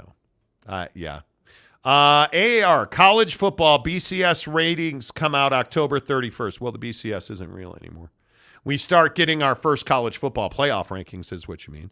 Tebow, you're sad. What does Tim Tebow have to do with anything? What? God bless. NBA Commissioner Salty Drunk. At the risk of being that guy, LOL, self-indulgent, I don't think Monty is seeing member milestone super chats. Well, I just read them all. It notifies me in a different way. Yeah. So, yeah. Brandon Butler, and by the way, Mr. Commissioner has been a member of the show for 9 months. Let's go, baby. Long-time contributing member of the show. We appreciate you, Salty. Even on your most saltiest of mostest days and stuff. Kay Nurin, is it possible for BYU and Utah to play in a bowl game this year? It is possible. It is. It depends on how well Utah does. Yeah. And how they finish. Kim Coulter says snot bubble. Okay. Okay. Okay, Kim. You know. Joseph Harper, one-loss Pac-12 team better than a one-loss ACC team in getting a playoff bid. Agree or disagree? I agree with the concept, but disagree with that working out because of the way the voting works, right? The ACC gets a lot of love that is not merited, just like the Big Ten does. And do you think the ACC still gets that? Yeah. I think that if Florida State finds a way, because Florida State has one loss or they're undefeated? Undefeated, 6-0. So if Florida State winds up 5-0, being excuse me. if Florida State winds up being a one-loss team, and Oregon's a one-loss team, you really telling me that Oregon's going to get more love than Florida State? How good is Louisville? Uh, That's a significant question because I look at the Notre Dame game, and I just don't think Jack Plummer played any kind of special football. yeah. I don't think that I will say Jawar Jordan ran his ass off in that game. But I think their offense is very capable of losing games. And, yeah, I don't know that I'm a buyer on Louisville yet. Yeah, that's a team that's got to prove it because they're Louisville. Yeah, well, I mean, at Pitt, Duke, Virginia Tech, Virginia, at Miami, and Kentucky, I don't know how many chances they're going to have to prove it. But now Florida State, see, again, to answer your question, Florida State, you struggled to beat a very average-ass Clemson team. Yeah. Now, it was at Clemson, and then you did come back and dismantle a very bad Virginia Tech team. Florida State's Virginia Tech win. Syracuse, Duke, at Wake, at Pitt, Miami. That's a rivalry game. But Mario Cristobal screwed that up. So after Miami, they have directional Alabama and then at Florida. So Florida State's going to be far more tested. I could see him losing 2 of those games, right? But then the question becomes, okay, what about North Carolina? North Carolina. Drake May, everybody's favorite All-American. Well, we're going to find out who he is because you also have Miami this week. And I think, listen, if Miami doesn't come out blazing this week, Mario Cristobal should quit. Like after that embarrassment, come on now. Y'all feel me? Come on. Yeah. I mean, if you look at Miami should be 5-0 and you're 4-1 and you're 0-1 in the conference. Yeah. Right? But then Virginia at Georgia Tech, Campbell. Who's that? Who Campbell? Who the fuck is that guy? Bro, how do you have that in November, bro? Duke at Clemson at NC State. Can't see North Carolina going undefeated. Yeah, how are we playing Campbell in November, bro? That's what I'm talking about. I think this is a one-team league, and I think that one team is only Florida State. Because I just don't see that Louisville has the offense you need to compete. Yeah. Although I could be wrong. Stephen Smith, thoughts on Iowa State versus Cincinnati?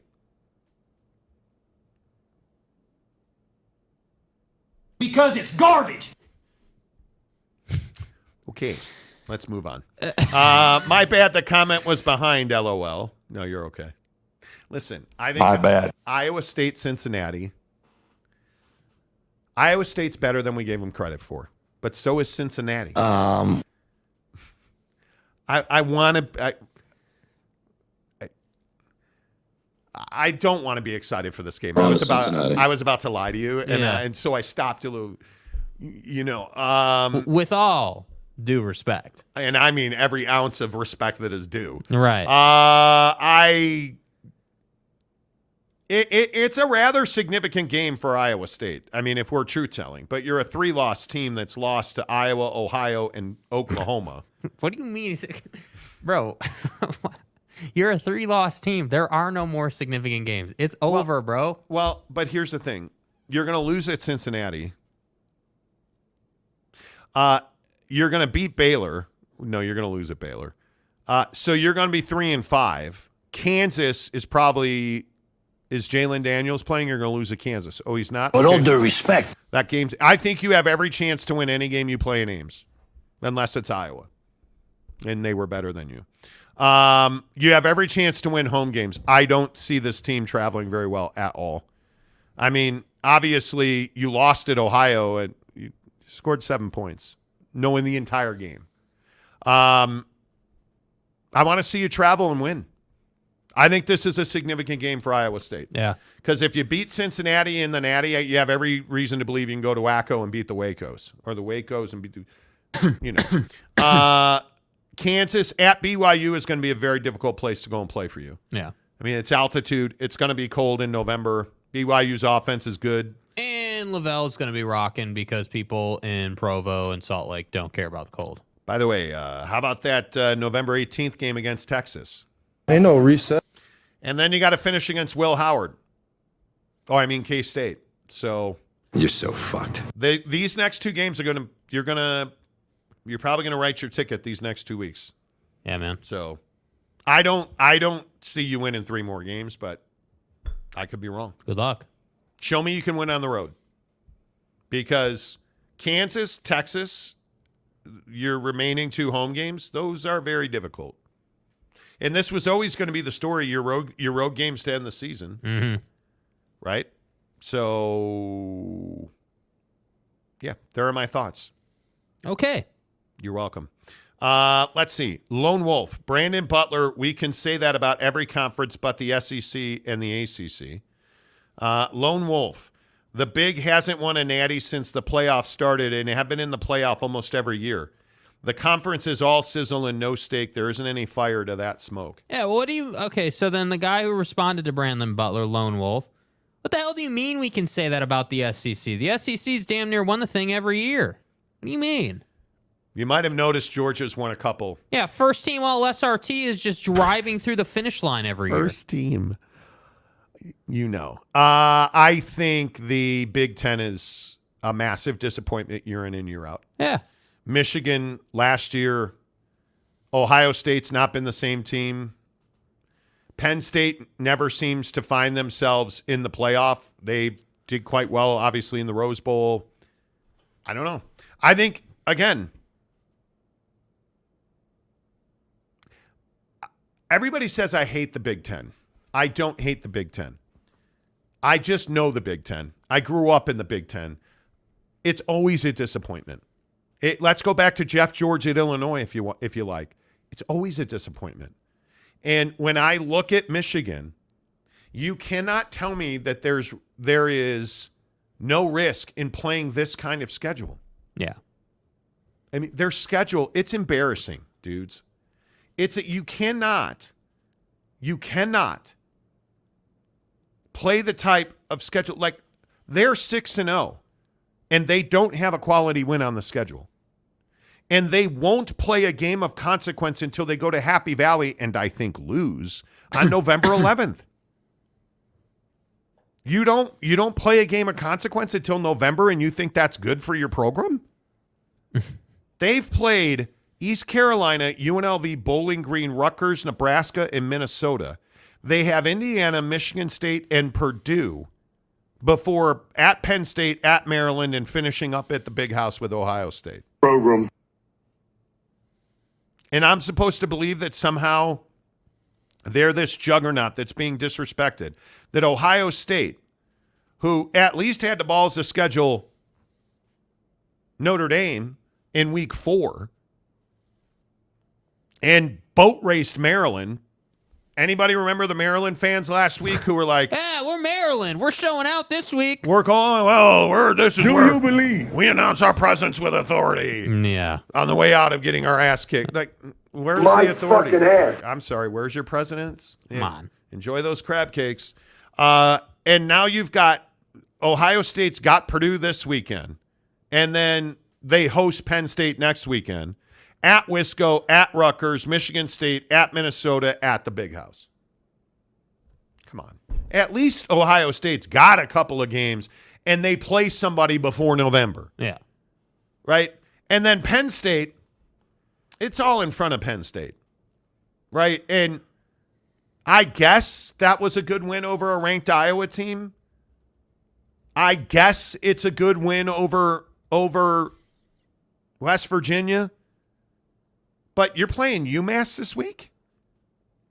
And then you play Ohio State? And then Indiana at Maryland, Michigan, Rutgers at Michigan State. So it's all in front of Penn State. This conference is weak ass, dude. Yeah. Come on. Like, there's no way to defend that kind of giveaway schedule. Yeah. Like, what are we No talking doubt about it, dude. Preach. Lone Wolf, is this a joke? That was literally my point. I don't know what your point is. Mike Smith, Jake does not read the word but. Reading is fundamental. Okay, well, I can't even see the comments, so. Yeah. Can Poe. Well, you can if you want to. The weather in Seattle is supposed to be in the 60s and no rain. Do these guys do any research at all? Who said the weather was going to be bad? Dude, the weather in USC Notre Dame. Who said the weather was bad?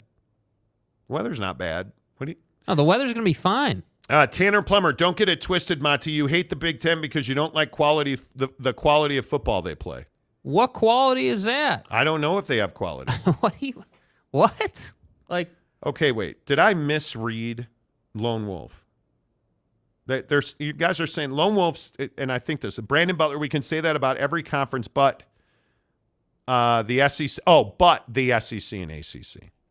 Okay. Okay, but the SEC and the ACC. Okay, great. I'm a terrible person. Lone Wolf should sue for the obvious disrespect. Guys, this isn't a Big Ten show. Let's talk about America's favorite Big 12 team, the Missouri Tigers. No. You said Big 12 team, where they should still be. As they play the Wildcats this weekend. Wait, what conference am I in? Exactly. Yeah, you know what? I think the issue is that Big Ten fan is going to die on the hill of defending their conference. And the reality is that Jim Harbaugh is never going to win a natty at Michigan. Ever. And I'll die on that hill, and I'll happy to be wrong when it happens. Yeah. But I don't think it'll ever happen. And the other problem is that Ryan Day, while he has been present in the college football playoff, has not got to the national championship game enough. I mean, you've been in the college football playoff regularly, and you just have not been there or won it or whatever. Like, you just haven't legitimized it enough. I'm quite curious how Ohio State and Michigan fare starting next year. Because, and maybe I just am a homer for the Pac-12, which, hey, okay.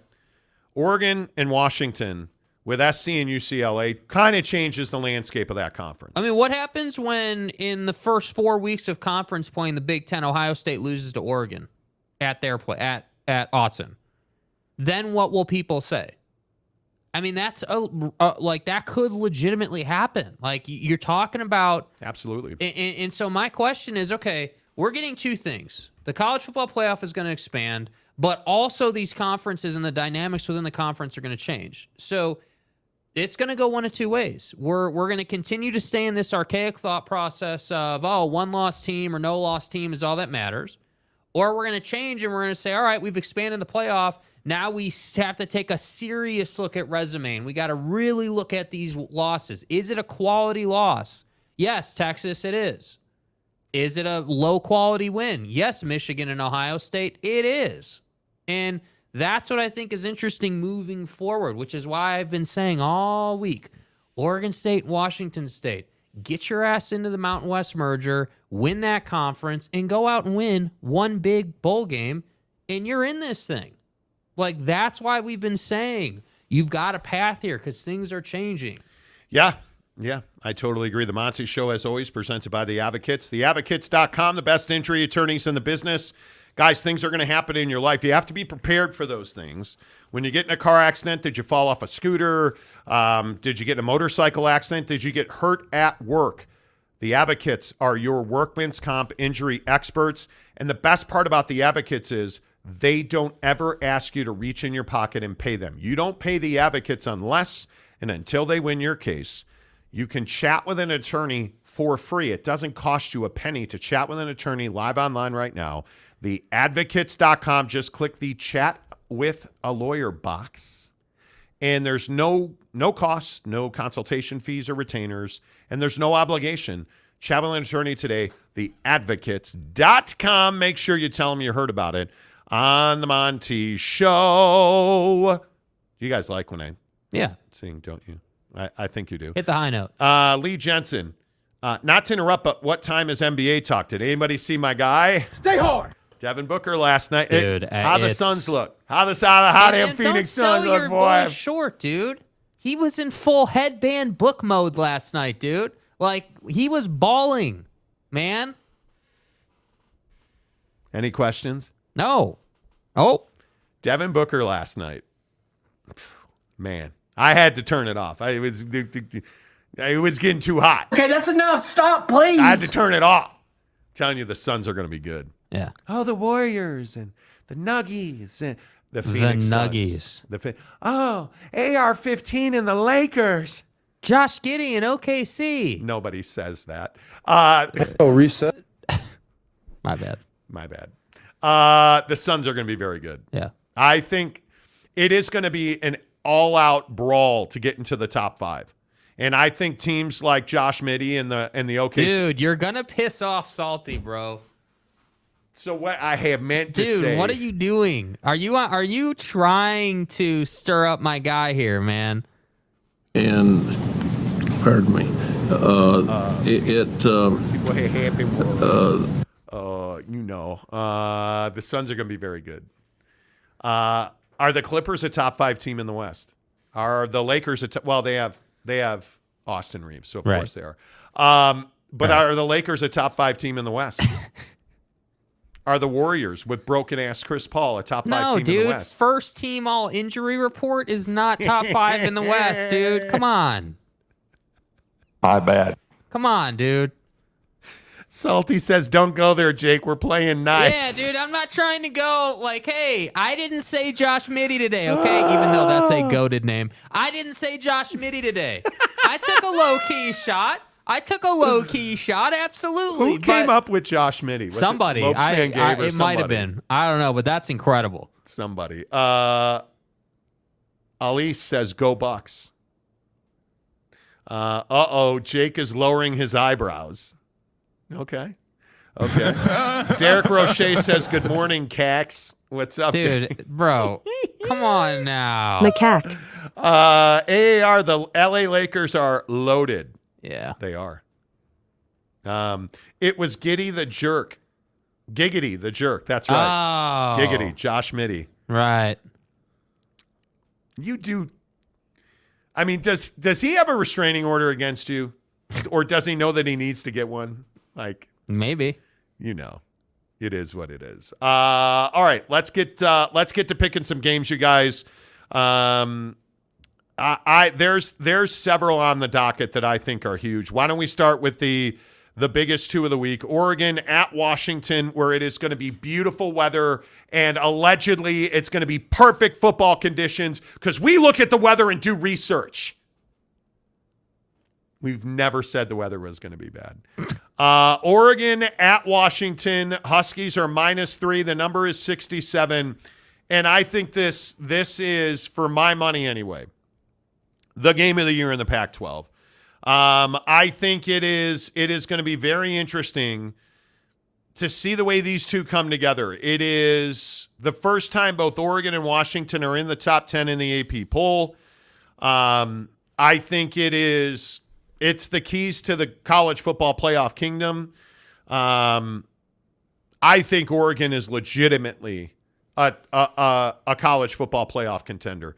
They have the defense. They have one of the best quarterbacks in the country in Bo Nix, who is right on cue playing his best football of his career.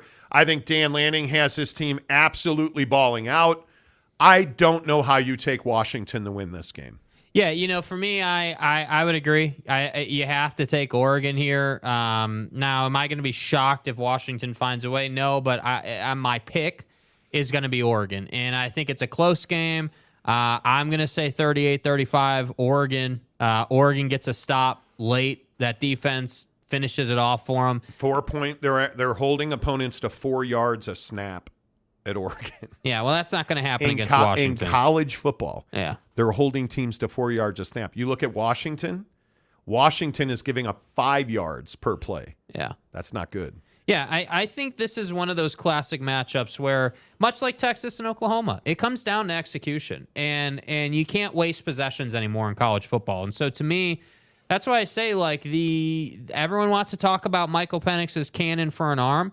I'm telling you, it's not just that. He's going to have to run for some first downs in this game. They will play outstanding defense against Washington. I think third down conversions are going to be an absolute imperative indicator. You're going to have to convert on third down. Mm-hmm. I think, and it's why I love Oregon in this game. I think Bo Nix has been so good early in drives. He is putting Oregon in high leverage situations on second and third down.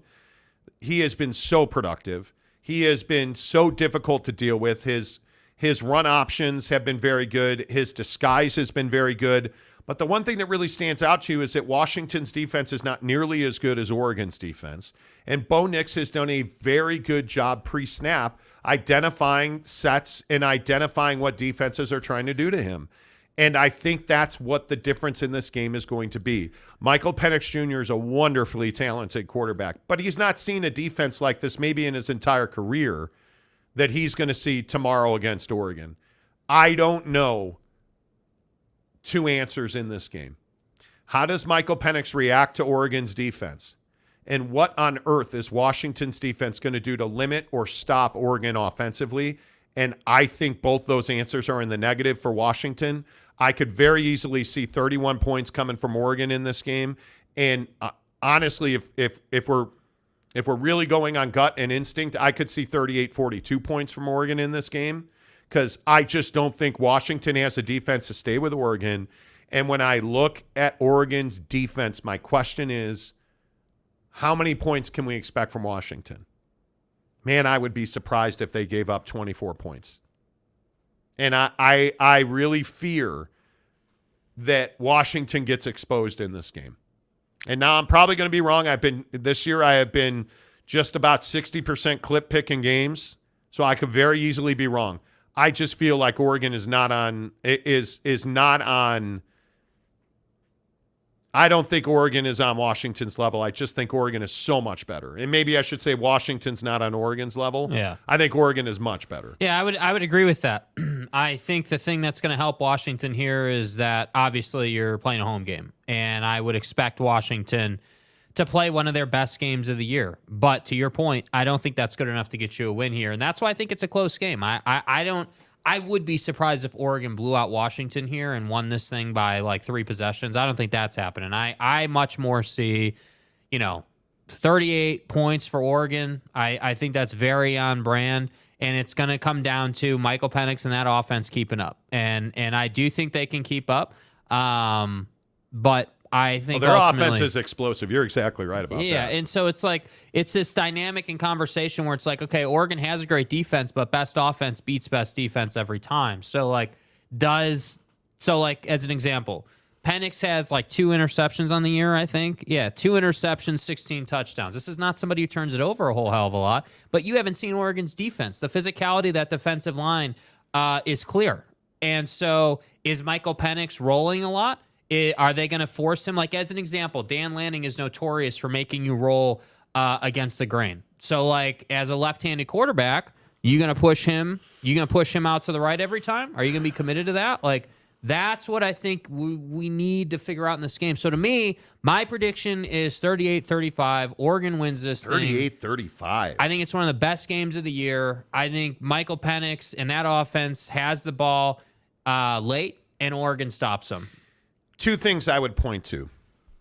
The Oregon offensive line is unbelievably good. They are not steamrollers. They are dump trucks. They're unbelievable. They run for 7 yards a carry. And I think you look at some of the numbers that Bucky Irving is putting up. There's a kid named Tez Johnson who's not Oregon's best receiver, but I think depth is going to win this game. And I think the way Bo Nix is performing, I think Tez Johnson is that number 3 receiver that is just going to make plays. And, of course, Troy Franklin's going to get his. I have no doubt about that. This offensive line has given up not 1, not 2, but only 3 sacks this year. Throw out the Portland State score. You're not averaging 51 points a game. You're only at that number because of Portland State. Okay, great. Throw it out. I am telling you right now, this is a 35-point performance out of Oregon. I am rarely over-the-top confident. I was looking at this game last night, trying to find a way to get Washington to 30 points, and I just can't see it. I think it's 35-24 Oregon. I like it. I still think even in that case, it's a great game. Yeah, and I think Jalen McMillan's going to have to be out of his mind if Washington's going to win this game. Because Michael Penix Jr. is going to be in some really uncomfortable spots, and dudes are going to have to make plays on the football for them to win. And I just don't know. I don't know, man. I don't know how. And I want to find, like, there's not a matchup in that Oregon secondary where I feel like Washington's just better. I think in the trenches, Oregon's just better. I think running the football, Oregon's just better. I think explosive offense, they're both explosive, but Oregon's just better. Yeah.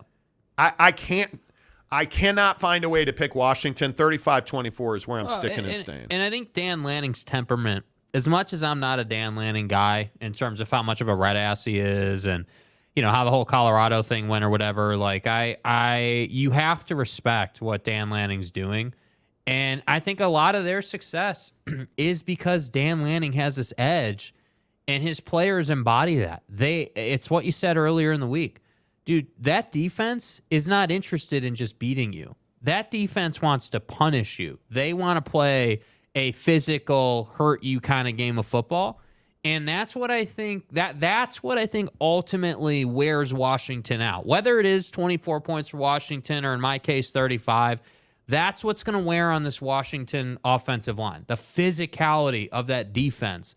And I'm telling you, there will be 3 or 4 big, like, hey, he dropped that dude for Washington type hit in this game. And that's what I think gives Oregon the edge. Yep. NBA Commissioner Salty, what happened to Teddy Wayman? I haven't talked to Teddy in a couple of weeks. Yeah, I'm going to guess he's been busy, dude. He's always busy. Yeah. He's always busy.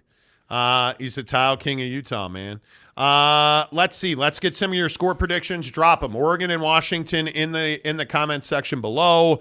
Where do you guys go with this? AAR says UW Huskies crowd noise. Crowd noise is going to be off the chain.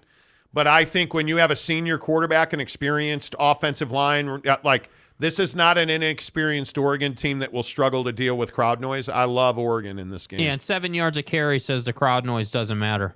Michael Smith, Nix leaves this game due to a high ankle sprain. I hope not. Coach slips Penix a Viagra, and he comes out rock hard and dangerous. Stay hard. Okay.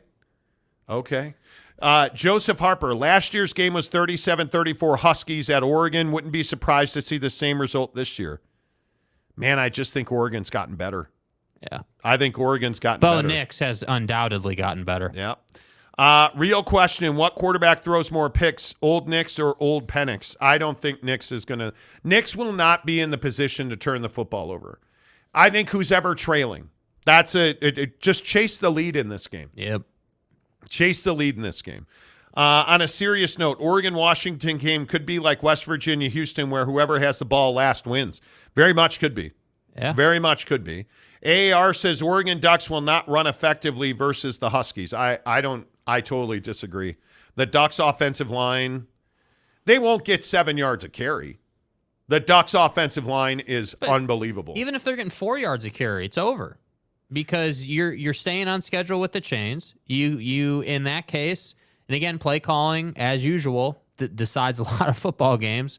But if you're running 4 yards of carry right out the gate, you're 2nd and 6, 3rd and 2, like you're in a great place. And you're not like I don't care how good your defense is at Washington. If the Ducks are going to be 3rd and 2 all day, this game's over. You cannot allow them to be in 3rd and short regularly. When you watch this game, you pay attention to the Oregon Ducks offense and where they're at on 3rd down. If they're 3rd and 5, 3rd and 7, Washington will be in a much better spot. Yeah, you cannot be 3rd and long. Neither one of these teams, and everybody talks about how explosive their offenses are, you guys. I'm telling you now, it doesn't matter how explosive you are when the defense can cut off half the field. Yeah. So we can all sit here and talk about, the fact that, hey, they only scored 31 on Arizona. On the road, okay. You've scored 59, 41, 43, 56. But this is by far the best team they've played this year. Yeah. And I think one of the bigger questions is how much are you going to be able to run the football? That I think that's a huge question for Washington. And you're not going to get guys. I don't think you're going to get massive performances on the ground. That's just not what their offense is. Washington's offense, and granted, you had losses before the season even started. You lost probably your best running back for certain. But Michael Penix Jr. has been the center of this offense. He's rated 200, man. Like you look at his rating, 16 touchdowns, 2 picks. You're never going to be centered on the run when he is your quarterback. And Adunzi and I mean, you look at Jalen Polk's numbers, he's averaging 18 yards a catch. Yeah. Man, like this offense prides itself on throwing the ball. Tanner Plummer says Oregon 35-24. NE says Oregon 42-21. Tarrant County Boy says Pat Boren. Okay. William De Silva, Oregon 41, Washington 28. Wow, so there's a lot of Oregon winning. Brandon Butler, Washington 35 or Oregon 30. Wow, there's a win there. Roche says 41-37 Oregon. Katie Rader, Monty, now hold on. You rag on Texas Tech and Texas Tech's defense. The defense had Oregon way behind and the game in position to win. They did. I don't disagree with that. And I think what have we talked about with the Texas Tech Oregon game? I think Lubbock's one of the more difficult places to go and win a game. Mm-hmm. And I think Oregon built character in that win. So I think there's a certain level of pride for Oregon when you're playing Washington. With all due respect to Texas Tech, and I'm not even saying it's about Tech versus Washington. It's a different game. It's a different game for Oregon. It's Washington-Oregon is by far a bigger rivalry than Oregon-Texas Tech. I think Texas Tech's defense, my issue all year has been play calling. And I always point to the Wyo game. Why are you jailbreaking Wyo's offense in the fourth quarter and overtime? They hadn't been able to throw on you. Why are you blitzing them? Yeah. The play calling on defense has been what I've ragged on. I mean, they're talented. It's what I say. Like, you have a guy like Caesar at Houston. It's play calling on defense. It is. No. Katie Rader, I'm not playing your game today. No, sir. I'm kidding. Good to see you. 41-37. OG Gary says, not third, but I'm long. He's long. Right. So like that was sort of macaque. Macaque joke. We get it. Right. Derek Roche, I'm worried the loser won't get enough respect from the AP. This is not Texas, but that's what Oklahoma. you're playing for, dude. That's what you're playing for, man. That's right. This is not Texas, Oklahoma. Dakota Tubbs, AAR, you better be careful, man. Those emojis going to get you thrown into YouTube jail. Because it's illegal. I didn't even see emojis. I don't break the rules. But that's okay. Let's go Notre Dame. Let's go USC. Man, this game is nervous time. Because I think USC represents the easiest path to the college football playoff for the Pac-12. But this is not going to be a rubber stamp. This is not going to be an easy game. It's a rivalry game for the ages. It's one of the best rivalries in the country. Notre Dame, USC in South Bend. It is going to be not great weather. And I think it's not going to matter. I think USC's offense is spectacular. I think USC's defense is not spectacular. So there leaves a lot of questions about who wins this game and how it will be won. I think Sam Hartman is a quarterback that is capable of doing anything that you need him to do. And I think when you look at the way that they have played on offense, Sam Hartman's been what's right with Notre Dame's offense.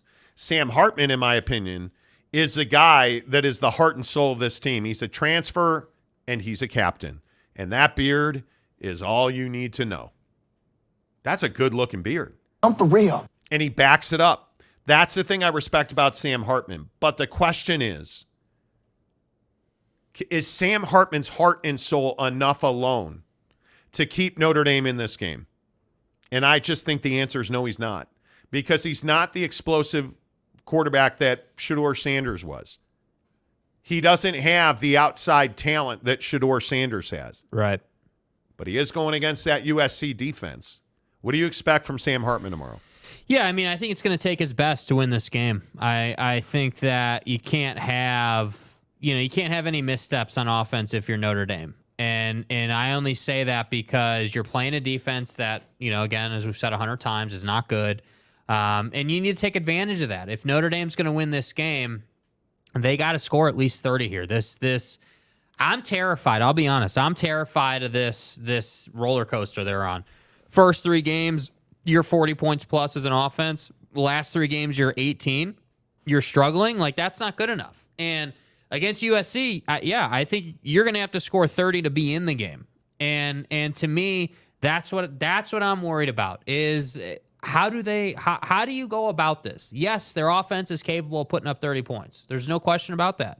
But do we see that offense? Does good Notre Dame offense show up, or do we get terrible Notre Dame offense? That's what I don't know. So at a home game against USC, weather's a little iffy. Yeah, I would expect the good offense to show up. I would expect Bulldog Audric Estime vibes to show up. I would expect Mitchell Evans, number 88, the tight end, is going to be critical here. That's the offense that needs to show up because you didn't throw the ball to Evans against Louisville nearly enough. And that cost you heavy. But in a gutty win, who did Sam Hartman turn to against Duke? Well, he turned to Mitchell Evans. And I think you know what you have in Chris Tyree. I think Rico Flores is a kid that is emerging every single snap he gets.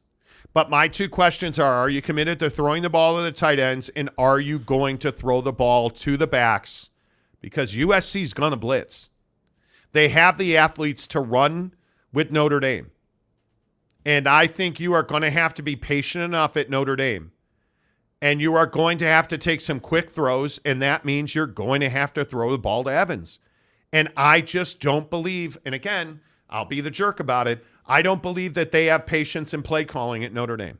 And it's something against Louisville that really reared its ugly head in that loss, where you just did not call the right play at the right time, and you did not push the right button, and you, in my opinion, wound up killing yourself over it. Because I think if you will commit to the run against, you've got to run the clock. Mm-hmm. With the clock rules in college football, if you're Notre Dame, you can't get into a 40, 50-point game with USC. You're never going to be in that game.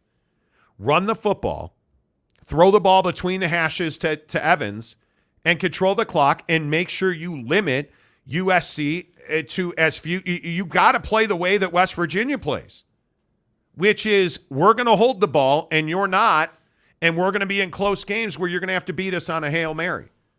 That's why a lot of people wonder why West Virginia is winning, because of time of possession. Notre Dame's got to have that edge against teams like USC because Notre Dame's not explosive. Throw the ball at a tight end. Throw the ball to the running backs and take your occasional shot down the field. That's the key to winning against USC, and it's why Notre Dame's going to lose in this game. Unfortunately, I think this is going to be a 42-31 kind of game. And again, I'm a big matchup guy. I'm trying to find a way to believe that Notre Dame can eclipse 35 points in this game, and I just don't see it happening. Why would we expect that now when they haven't done that previously? Mm-hmm. No, I totally agree. Totally agree. And that's why I think, to me, my vote's going to be that Notre Dame's offense sputters still. I say USC is going to be 35 points in this game. Notre Dame's going to struggle to get to 21, and I think it stays under. All right. Kim Coulter says, off to play golf here in Lubbock. Hit them straight. Let's go. Let's go. Let's go, Kim. I appreciate that. $100 to your Advocates cause. Oh, man, I appreciate that. Appreciate you, Kim. The Advocates, you guys, and I think you probably know this because I've really tried to hit it every single day on the show. The Advocates are raising money for homeless kids to have Halloween costumes. And I simply am asking you for $1, $5, $1 million, whatever you can spare. I'm asking you to consider it. Hit them on Venmo. Advocates donations on Venmo. If you're on YouTube with us, there it is on the screen. Screenshot it. Send it away, please. In the memo section, if you could put the Monty Show Halloween, that'd be great. Or just put homeless Halloween, whatever you're comfortable with. We always appreciate you shouting out the show. But whatever you can do, $1, $5, whether you've got $1 million, whatever you can do. Let's give some homeless kids 2 hours of fun, and let's take the load of their life off their minds. That's what we're after here. Because, again, not to rail on this, but homeless kids struggle more than the average kid struggles. You have homeless kids that don't have a wide array of wardrobe, so they get picked on for the clothes they wear. A lot of times homeless kids don't have the ability to take a shower every day, so they get picked on for that. A lot of times homeless kids are not as socially adjusted as other kids are, so they don't have a lot of friends. So on a day like Halloween, when all the other kids are out running around in their G.I. Joe, Power Ranger, Batman, whatever your choice is of costumes, you have a homeless kid that probably doesn't have a costume and probably may not even get to trick or treat. Let's give him a costume. Let's get him the white chocolate Reese's peanut butter pumpkins. Let's get them the Snickers bars so they can go to school with candy, so that they can feel normal for a couple hours and then have a great Monday. Donate to the Advocates on Venmo. Advocates donations. Let's give some homeless kids some Halloween costumes. Tell them you heard about it on the Monty Show. OG Gary, Notre Dame is going to sun USC. Really? So am I the only one that thinks that Notre Dame's got no shot here? I don't see it. Shouty, anybody notice it's the 13th? Why bring it up? Joseph Harper, USC 28, Notre Dame 27. Man, I would love that. Jeremy Callahan, what's up, Jeremy? Against the USC defense, should be able to score 100.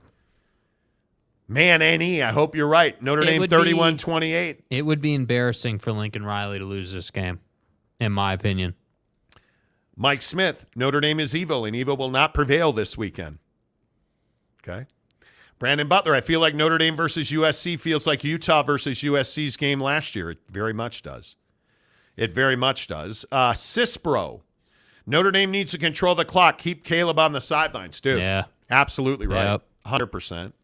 100%. Notre Dame's going to need some help from J-Man this weekend. God will rain down tears for the end of USC's In God's playoff name, chances. image, and likeness. Then we will be talking if Notre Dame is overrated. Joke's on us. Both teams are. God will rain down tears for the end of USC's playoff chances. Notre Dame, our mother. Mike Smith, Friday the 13th. That explains the random black cat leaving dookie sticks on my back porch. Mountain Mama, baby. OG Gary, Notre Dame's going to sun USC. Okay. Daniel Dixon, good morning to you. West Virginia lost yesterday, LOL. Yes, they did. Mike Smith, I wonder if Notre Dame would ever allow the band Ghost to play on campus. Don't do it. K. Nurin, BYU 24-17. We'll get to that in a moment. Commissioner Salty Drunk, I cannot access Venmo down here, guys. If I donate to the program, can you forward it to the cause? Of course. Appreciate that, Salty. CE, USC will give up 300 yards on the ground alone. Man, Audric Esme, I'm curious how healthy he is. Daniel Dixon, USC 14, Notre Dame 3. Well, real barn burner here. Outside the box. Robert Fowler, Monty, I got a question for you. Can college football games be flexed? Can game times be changed from, yes, week to week, or are they set in stone? No, they can be flexed. Absolutely. Shoddy, I hope Washington and Ducks got same good game as Texas and Oklahoma last Saturday. Me too. Yeah. There's nothing like it. There's absolutely nothing like it. BYU at TCU, Fort Worth. How about TCU, a 6-point home favorite, 52.5, 230 on ESPN. Right away, your read on this game is what? 28-17 BYU. Whoa! TCU's going to turn the football over in this game. Yeah. Really? I think TCU's going to turn the football over in this game. I think BYU's got 2 touchdowns off of that, defensive or otherwise, I'm not sure. And I think Cody Epps is going to have a coming out party. I hope Cody Epps is healthy. I love my guy. NFL prospect, there's no doubt about it. I think this game is massive in the grand scheme of things for TCU. And I think BYU is in a position where you feel like, or at least I do, I feel like BYU is in a position where if everything breaks right, and I mean if everything breaks right, BYU could be in a position to play for a spot in the Big 12 championship game. Now, Oklahoma is the big question mark there because Oklahoma's schedule, UCF, Kansas, Oklahoma State, Bedlam's that week where you just don't know, but I think Oklahoma's so over the top better. West Virginia, BYU, at BYU. Can BYU beat Oklahoma at home? Well, to accomplish that, they're going to have to beat TCU this week. BYU is going to have a chance to win games of consequence that could put them very near the top of this conference. And it starts tomorrow in Fort Worth. Yeah. Here is my question. And I think this is the question that we will ask every single week.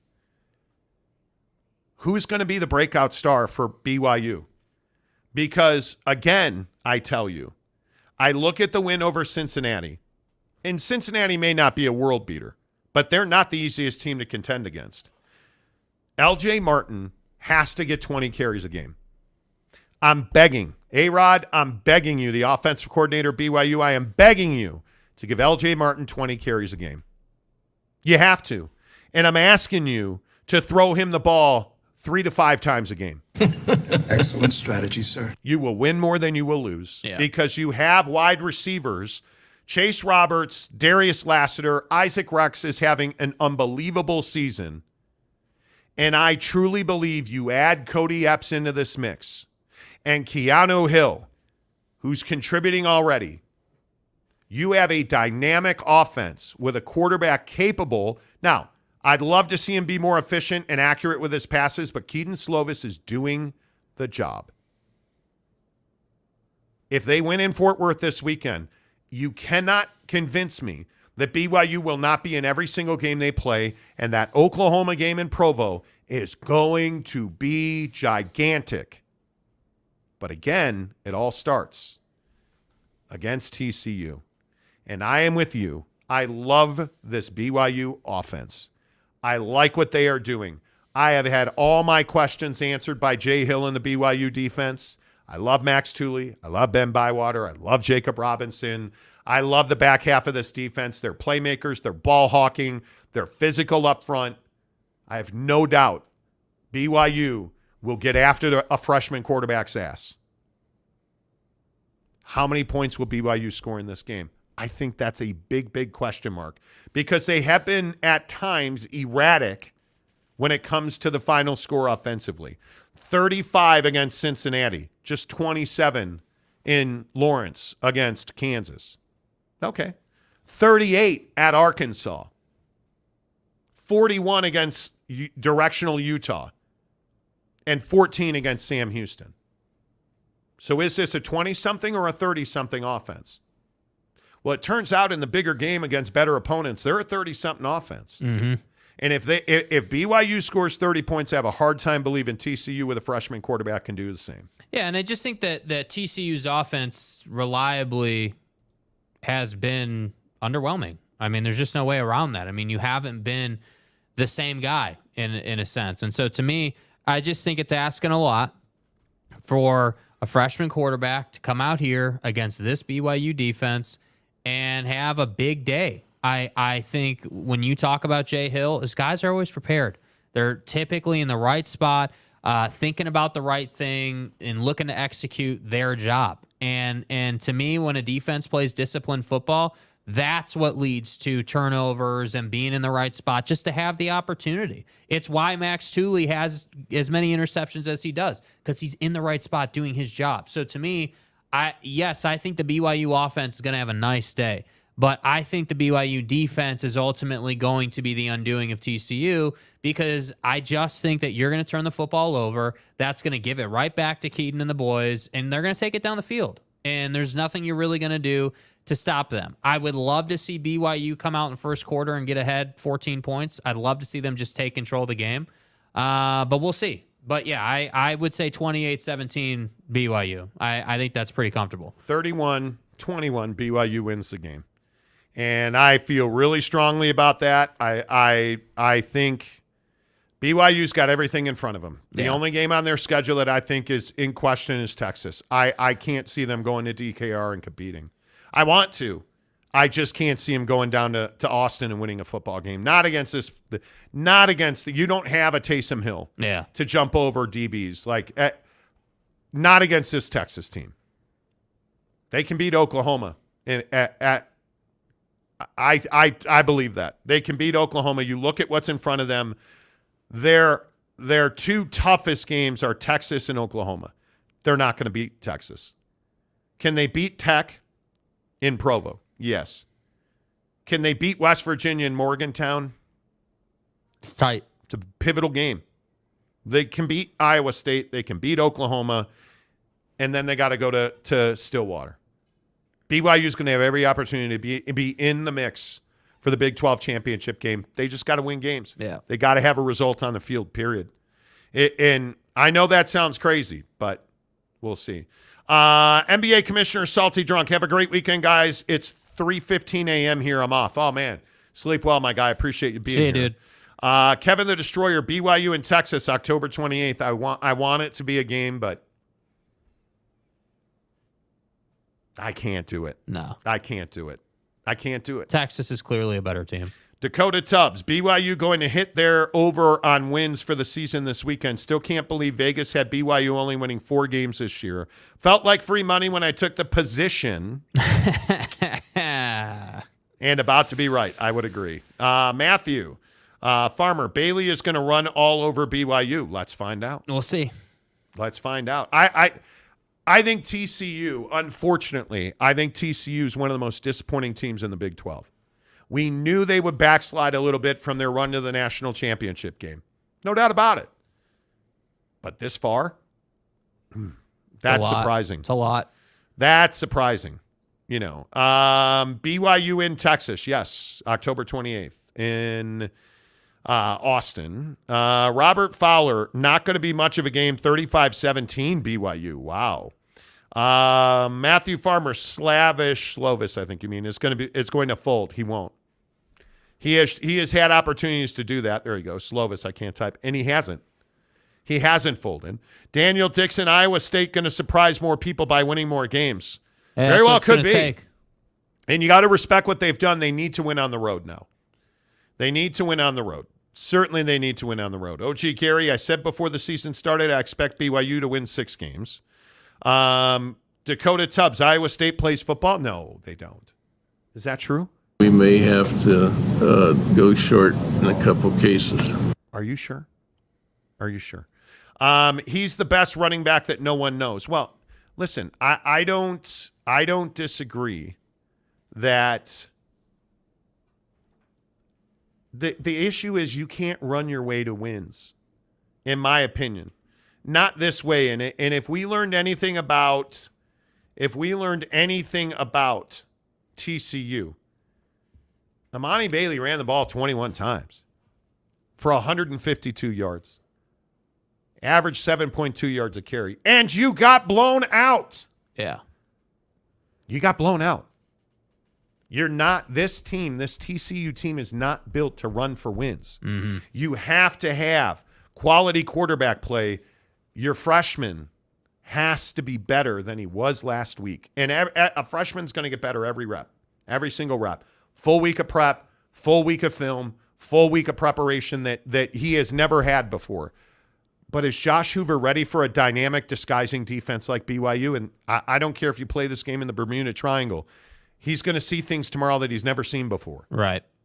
And I think you're just asking too much. And the bigger thing is with Iowa State, like Rocco Beck was 16 of 28 for 138, and they won. They scored 27 points with that.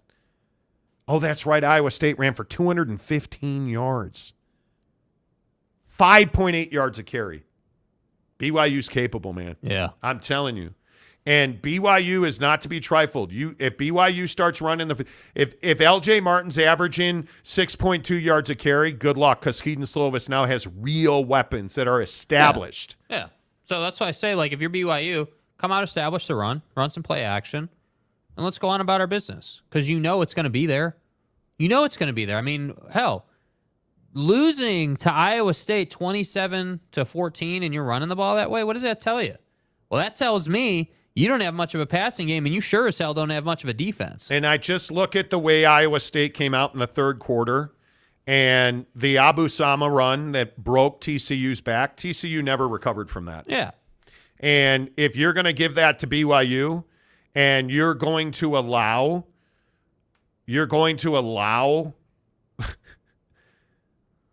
what did they run off? 17 straight points? Iowa State ran off on you? You can't have that. Yeah. You can't have that. TCU is going to have to prove who they are and where they are. I'm going to take BYU, and I feel like TCU is going to struggle to score 17 points. Yeah. So, I don't know. You guys, listen, Matthew Former says, I still say TCU has better talent. Man, then you don't know BYU. Yeah. BYU's defense. And we're not BYU fans, dude. Not. And don't roll that out here because we're not. We're not. We are not. Yeah. All right. Let's go Oregon State, UCLA. Because, Jake, I guess my question here is, does UCLA, and I said this the other day and people thought that I was high as a kite. Right. Promise you I'm not. Right. Isn't UCLA a dark horse for the Pac-12 championship? And I think they are, and I know people think I'm nuts. Mm-hmm. But tell me again that UCLA is not a dark horse for the Pac-12 championship. Yeah, I mean, I think that UCLA is in a situation where they're a really physical team. You know, the defense is dialed. You know, I look at the quarterback play, and it's really good. Dante Moore is having a season, and obviously, you know, losing DTR that's big shoes to fill. So I mean, he's having a good year. But the whole thing about them being a dark horse is just simply that they're a physical team. They very much have the I want to run you over, you know, I want to hurt you on defense type style. And so when I look at a UCLA Oregon State game and UCLA is at Oregon State, like this is not going to be some easy win for UCLA, but a dark horse team should go out and handle Oregon State. The only problem with that is DJ Uiagalelei is playing really good football. And at Reser, I'm inclined to take Oregon State because of that. I look at DJ and I look at what he's done, and you're talking about a team that's got 21 points on Utah's defense. And I know Utah's got offensive issues. I know that's a good team, generally speaking, but against that defense to put up 21 points is pretty good. And you look at some of their other performances, like Cal's a physical team. Now, they're not a good team, right? I'm not saying that Cal's a world beater, but you're talking about on the road putting up 52 points. Like, Oregon State's offense is good. And so the question's going to be, who plays better, DJ Uiagalelei or that UCLA defense? Because ultimately, Reser, I think you have to take DJ. But if UCLA is going to be this dark horse and they're going to make some kind of run, they have to win games like this. And I look around college football, and there are a lot of opportunities where a ranked, number 18 UCLA is playing number 15 Oregon State, and you're like, okay, well, who's going to edge? And so I'm inclined to take DJ in the offense over UCLA's defense. And I think when you compare UCLA to other teams in the conference, did you throw UCLA up against SC November 18th? Like, that's going to be a war. That is going to be an absolute war. And don't tell me that UCLA is not in that game, because I think they are. So, yeah, UCLA is a dark horse to be in this conference, but it starts with going to Reser and beating Oregon State. So to me, yeah, they're a good fit to be a dark horse, but they're going to have to execute on the road in a tough environment. Awkward bathroom moment. What? Having a conversation and people, or trying not to have conversations, and everybody's like, hey. I'm like, what did they want? They wanted to talk about my shirt. Your shirt? Sure. I'm telling old man bladder, I got to go. The one time, nobody ever talks in the bathroom. And it's only 10:30. How are there people in the bathroom? 3 people in the bathroom, and one dude trying to fist bump me out of the stall. Oh, dude, what do we do? Dude, bro, what are we doing? Nothing are these good. Now let me ask you this really quick, not to get distracted, but were these people in the office you knew, or were these strangers? One I knew, 2 I did not know. Okay, well. And then there was some piling on the shirt. Well, that came out wrong. Anyway. Don't conversate awkwardly. Yeah. I think UCLA has a very good chance to be in the conversation for the Pac-12 championship. And I think it all ends and begins with Oregon State this weekend. The interesting thing about UCLA is I don't think people understand how physical they are. Yeah. And I think when we look at defenses, and I think when you look at like some of the better stories in the conference, I think absolutely you have to put UCLA in that conversation because you are now a team that has to be dealt with at home. Now, of course, Coastal Carolina, NC, North Carolina, directional, Central, Maine, but you beat Washington State pretty soundly. You were physically dominant over Washington State, and I think that's the biggest question about UCLA is there a lot of bang on the offensive side of the ball? And like what you were talking about with Moore, do you believe that Dante Moore is a dynamic, game-changing quarterback? I don't think he is yet. But if they're going to win, he's going to have to be because I have a hell of a lot of respect for Oregon State. Mm-hmm. And I think this is one of those games where we figure out who Carson Steele is and we start figuring out, how good is Chip Kelly's defense? Because it's odd to say that Chip Kelly's got this great defense. But what did Chip Kelly complain about this season? Clock rules. Pissed about the clock rules because he still wants to play this high-octane offense that I'm telling you is not the way you win football games. Mm-hmm. You win football games now not by scoring 42, but why don't you take the 35 instead of the 42? Yeah. I think that's where you win football games today. And I look at this defense, and I look at Latu, and I look at Jones and Murphy and Medrano. Like, you have talent on UCLA's defense now. And my belief is this game, while it's not as sexy and it's not at the top of anybody's list, this game right here could go a very long way to determining the Pac-12 championship game. Yeah, and I think, when we talk about Dante Moore being explosive or being a game changer, I mean, I'm always a big believer, just like we do with the Oregons of the world or any other team in the country. Hey, what do you do to the really bad teams? And I look at, the San Diego State performance. That's a 35-10 performance. That's domination. And I know that San Diego State's got no business being on the same field as UCLA right now, but still, I mean, again, North Carolina directional 59-7. Like, that defense is really good, and that offense is clicking. And that's why I say, and I know we don't want to talk about weather, it's going to rain in this game. Just book it. It will be raining during this game. And that tells me that, whoever runs the ball is going to be in a much better position in this game. And I'm more inclined to take Oregon State at home, even though the odds makers are saying, hey, UCLA. I'm telling you, do not be scared to say, hey, it's at Reeser. Bad weather game. Oregon State's got that defense, and all DJ's got to do is be reasonable in this game for them to win. That's what I think UCLA's problem is here. There is no question in my mind that DJ Uiagalelei is going to be the reason they win or lose this game. Less interceptions, more efficiency, protect the football.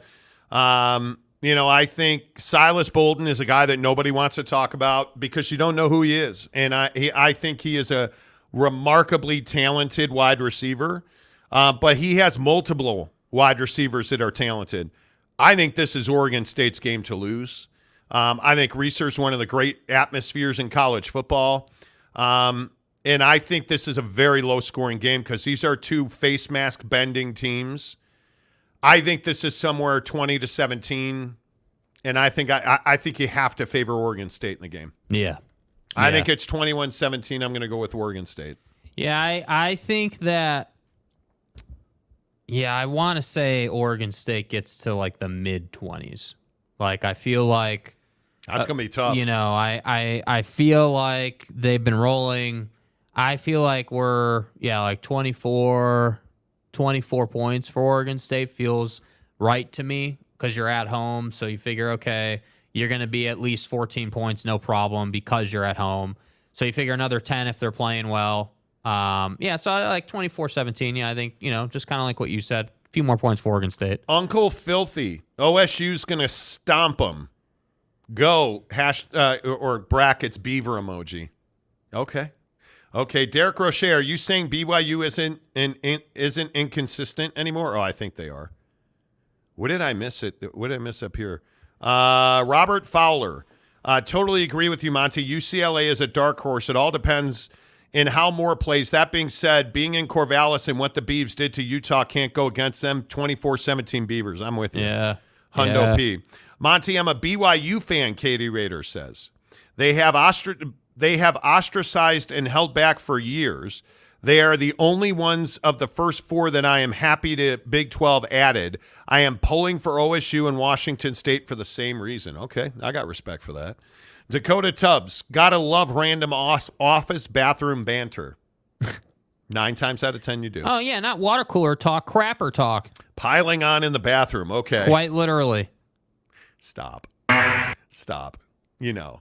Kyle A., are you guys still doing your show at the Maverick Center? We are not doing our show at the Maverick Center. We are in we built a 86-story office tower just so we could have a very high view. real. We're on the second floor in an office building, and it's lovely. Beautiful windows. I love it. Yeah, we're on the second floor like Russell Wilson, you know? Yeah. My name is Luca. What did he ever do to you? What do you mean? Did he hurt you? Jaron Eccles, do you guys think AI will affect sports gambling in the future as it gets smarter and smarter? There's Certainly. no question. Certainly. On both sides of it. Gamblers will use it to project, and books and casinos and, line makers will absolutely be using it for modeling. There's no doubt about it. Mike Smith, Beavers will be dancing in the rain. That sounds like a rom-com. Richard Salino, Oregon State is different at home. They are. Yeah. They are. Shouty, thanks for the morning show, Monty. Afternoon show. I can't chat with anyone because it restricts us from chat. Okay. Well, I appreciate you being here, man. Mike says, save the Pac-12. Ha, ha, ha. Well, you try. You do try. All right. Let's switch gears. I think, and I guess here's, where do you want to go here? Because there's a couple places I want to go non-sports related today. Okay. Do you use self-checkout? This really, really pisses me off. It grinds your gears. Here on the Monty Show, you know that we use self-checkout at buckedup.com when we use the promo code Monty20 to save 20% off at checkout. Right now in the description below, you guys can get a sample pack and a free shaker, and you can make any color combination of the shaker you want. Go get your pre-workouts. Go get your collagen peptides. Go get your endurance. Go get your BAMFs and your LFGs. The best workout supplements in the business. You know that's what Bucked Up's all about. Because Bucked Up uses elite ingredients to make elite products that do exactly what they say they're going to do. High stim, low stim, no stim. They've got it all for you. They want to give you 3 free samples and a free shaker. And again, not because they're partners of ours, their shakers are the best. They have a post with the blender ball attached to it so you don't lose it down the disposal like certain people. I love the Bucked Up shaker. It is the best by far. Go get one free. Cover it after your beeves. Cover it after your pew-pews. Go get it right now in the link below. In the description, you can get yourself a free Bucked Up shaker and 3 supplements. Go hook it up. Buckedup.com, the official energy provider of the Monty Show. This annoys me to no end. I hate self-checkout. Now, I need to disclose, I used to be a checker at a grocery store called Jewel Food Stores. Bet you weren't expecting this one. I was a cashier at Jewel Grocery Store in Chicago for many years. One of the best gigs I ever had. Paid weekly, union, got benefits, job security was awesome. I specifically do not use self-checkout because I believe in employees and I believe in the unions. And I believe that self-checkout is causing violence at Walmarts. There has been technology advancements in self-checkout. Right. And apparently at Walmart, they have the ability to, through weight and through digital scanning of how many products are in a certain area, they know whether you scan the product or not. And it freezes the machine and, as you know, flashes a light. Multiple Walmarts across the country have reported attacks on employees over frustration with the self-checkout machines at Walmart. And as you can see, I'm going through some shit right now. Why are you? You're a self-checkout guy. Yeah, and the main reason I'm a self-checkout guy is because the quality of checkers has gone way down. It's now turned into a thing where they're, they're providing a poor experience for a number of different reasons. They're either in a bad mood, or they're not trying to talk to you, or whatever. I agree. That's a problem. And specifically, there is one store locally that I love going to that has checkers that don't know the produce codes. And if I can do it faster than you, you're not good at your job, respectfully. And that bothers me. I don't want to stand. I don't want to check out for 15 minutes. I can do it faster than you. Yeah, like a good checker. And I don't have a problem if you need to look up a code, right? It's not the physical act of looking up like the produce code for an apple is not my issue. My issue is you have no idea where that code is in your code book. I'm not asking you to memorize every code in the damn store. There's thousands. I'm not saying that. What I'm saying is, okay, just know where the code is in the book. Just have some idea of where to look. But they don't even do that. So your issue is not that you love self-checkout. Yeah. You hate the caliber of employee that is running the checkout machine. I'm not asking for some Fortune 500 CEO to be checking me out. What I'm saying is, hey, all you have to do to be a good checkout person, or a good checker, as they say, a cashier, you don't even have to be friendly. Just say, hey, did you find everything all right? Like, just the core fundamentals. Hey, did you find everything all right? Yeah, awesome. Do you want paper or plastic? I want paper today. Hey, would you like your meats in plastic? Absolutely. Thanks so much. I appreciate it. Do your job. Move along. It's not that hard. But when I got to stand there awkwardly and look at the people behind me in line while you're looking for some 4-digit number in a code book that you have no idea how to read, that's not a fun experience for me. No, I don't disagree. And so that's why I wind up in self-checkout. But I also think that's the issue in fast food. That's the issue. Totally. But I won't go to self-checkout at Costco. Costco has self-checkout. Costco, though, is smart. Typically, Costco has adults checking you out. Most, yes. Right? Yes, their customer-facing employees. Yes. Are highly scrutinized, and the checkout experience at Costco is much quicker. And yet the self-service self-checkout line at Costco is miles long. I've never understood it. Yeah. And I don't know. I probably overthink it. I'm just not that guy. Well, I do think there's something to say for like this conversation around the low-end job as a young person disappearing in our country. The low-end job. Well, think about it. Like the checker, the fast food worker, like that lower-end job that we all had as youngsters is disappearing now, right? Now, in California, you'll get paid $20 to flip a burger, and that's fine. I have no problem with that. But where are kids going to for work now? Online. They're fine. There are more ways to make money without leaving your house than there's ever been. And so you're seeing fast food workers are now middle-aged, unemployed people. Yeah. And you look at Costco, look at the median age of the Costco employee. It's not young. And this is my problem with Walmart. Like, I think Walmart as a corporation is amazing. But they make some decisions that drive me nuts. Like, why do you have old people checking receipts at Walmart? Well, the obvious answer is, yeah, we're trying to limit theft.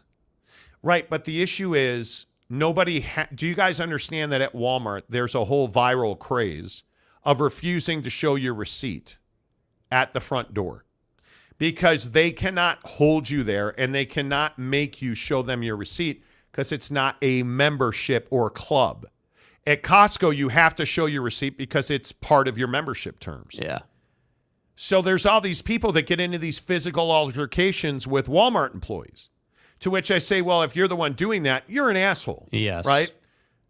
But I think Walmart puts their employees in terrible positions. But I just think we've fallen into this cycle in society now where retail theft is sky high. Right? And so we have old dudes at Walmart getting beaten up over self-checkouts and receipt checking. Yeah, and not that it's an excuse, but I think the market conditions right now are fueling it. I mean, you're talking about things being really expensive. Everything from a box of cereal to whatever, consumer goods are more expensive. So when consumer goods are more expensive and we have social media telling you that you can go to Walmart and just take whatever you want and they can't check you on it, what do you expect to happen? And then, to your point, you're going to put old people at the checker position? What are we doing? Yeah. I mean, that's the issue. Yeah, I just think it's a mistake. And this is why the outrage over malls closing is incredible to me. But this is why I always tell you, too, I don't go to Walmart or Target. Yeah. Well, Target's a different story. Target's a cut above Walmart. No, it's not. Actually, no, it's not. In my opinion, that it's not. Walk into a Target pretty much any time of your free time, so weekends or early evenings, and it's a disaster. You're surrounded by people. I hate the way they run their checkout lines. People who shop at Target believe that it's a cut above Walmart. I think people who shop at Target you're the ones that call it Target. You're the ones who have to have every tumbler that Starbucks puts out, and you get it from the Starbucks inside of Target. Target's not different or better, in my opinion. And I don't hate Target. I don't hate Walmart. I just am not going to go there. Why would I go there when I can get anything that you order on Amazon? This is why I'm an Amazon shopper, because I don't want to deal with people assaulting Walmart employees. I knew today would be shitty. I don't want to be around that. I don't want to be around 1,000,001 people at Target. When dude will drop it off on my front door tomorrow, or in a lot of cases today. Why would I do that? And if I'm going to go retail shopping, I'm going to Harmon's or I'm going to Costco, and then I'm not going anywhere else. I don't know. I'm probably old man on my porch with this stuff, but because I know you youngsters love going to Target. You're a huge Target shopper. Yeah, I like Target. Yeah. I mean, I'm not the guy who drinks Starbucks and calls it Target, but Yeah, you are. No, I don't drink Starbucks and I don't call it Target, and I disagree. I do think that Target is a little more civilized than Walmart in most cases. Walmart typically is, again, chaos. It is. When you walk in there, you know what you're getting into. And I'm not saying that the inventory Walmart has is bad. They have everything under the sun. It's a great store from a product standpoint. It's not a great store from an experience standpoint. I will avoid Target as much as I can every time I can. And I occasionally get roped into it by Mrs. Monty, but not very often. Not very often. Walmart causes violence at Walmart. Well, sometimes. Sometimes. Yeah. Jeremy Callahan, I have a pew-pew colored shaker. No, not poo-poo. Well, go get yourself another one, man. I love it. Shoddy, hell no for self-check. Not in the store, thank you. If all I need is a bottle of tequila, I'm not standing in line with a sealed bottle in my hand. No. There are certain situations where I would agree with that. I'm not doing produce at self-checkout. I'm not doing self-checkout. I'm not doing it. I'm not. So you'd rather have a crap experience? I watch for certain cashiers, and I will go to those cashiers. Okay, that's fair. I do the same thing. I'm not just going to Garden Variety Jimmy at the checkout. I mean, you know line. the good cashiers at the store you frequent. Yeah, I would agree. Jeremy Callahan, check out this knuckle sandwich, Mr. Walmart greeter. Please don't be violent. Why do we do that? I think you're a dreg of society if you're videotaping yourself giving a Walmart employee a hard time. You're just an asshole. Yeah, that's what you are, right? Yeah, I have to agree. It's not funny. It's not like... Shame. These dudes that, this guy was doing a prank video. These idiots that do these prank videos. Yeah. He's got a phone and a camera in his hand. And he's walking really close to another guy, like yelling in his face. The guy pulled out a gun and shot him twice in the chest. And the guy, I can't believe you did that. And the dude was like, well, I was in fear for my life. I don't blame the guy who shot you. I blame the dude that was following somebody around for a prank video. That's your fault, dude. That is your fault. Like, I cannot stand the people who will make prank videos walking down the aisle in Walmart farting on people. Like, I don't think that's funny. It's the guy that walks around fake sneezing with a water bottle or a Mr. bottle. And then gets upset when he gets physically assaulted. Like, I hate people that do that. Yeah. Yeah. I mean, it's classic F around and find out, right? I mean, that's what it is. Raptor 88. What's wrong? They were sold out of Blackhawk jerseys the day you bought that King sweater. What happened? You're absolutely right about the checker at the store. I started watching for my favorite ones. Yeah, now. Dude, you know the have ones to. I know my favorite one, the Josh Mitty one, and the worst one. Jerry at Costco is my guy, man. Yeah, I go to Jerry every time he's there. I'll wait in a longer line to go to Jerry. I will.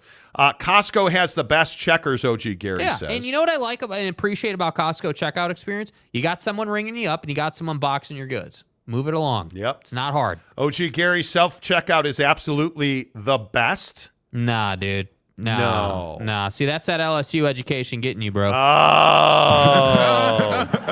Dakota Tubbs, how do checkers have a dang union, but architects like me can't seem to figure that out? Hey, that's on you. You make too much money. Y'all know how to build buildings, but can't build a union. The Todd father found Jake's backup job plan, high-level cashier recruiter. Yeah, you know what I mean? Like, I could write the whole job description. It's not hard.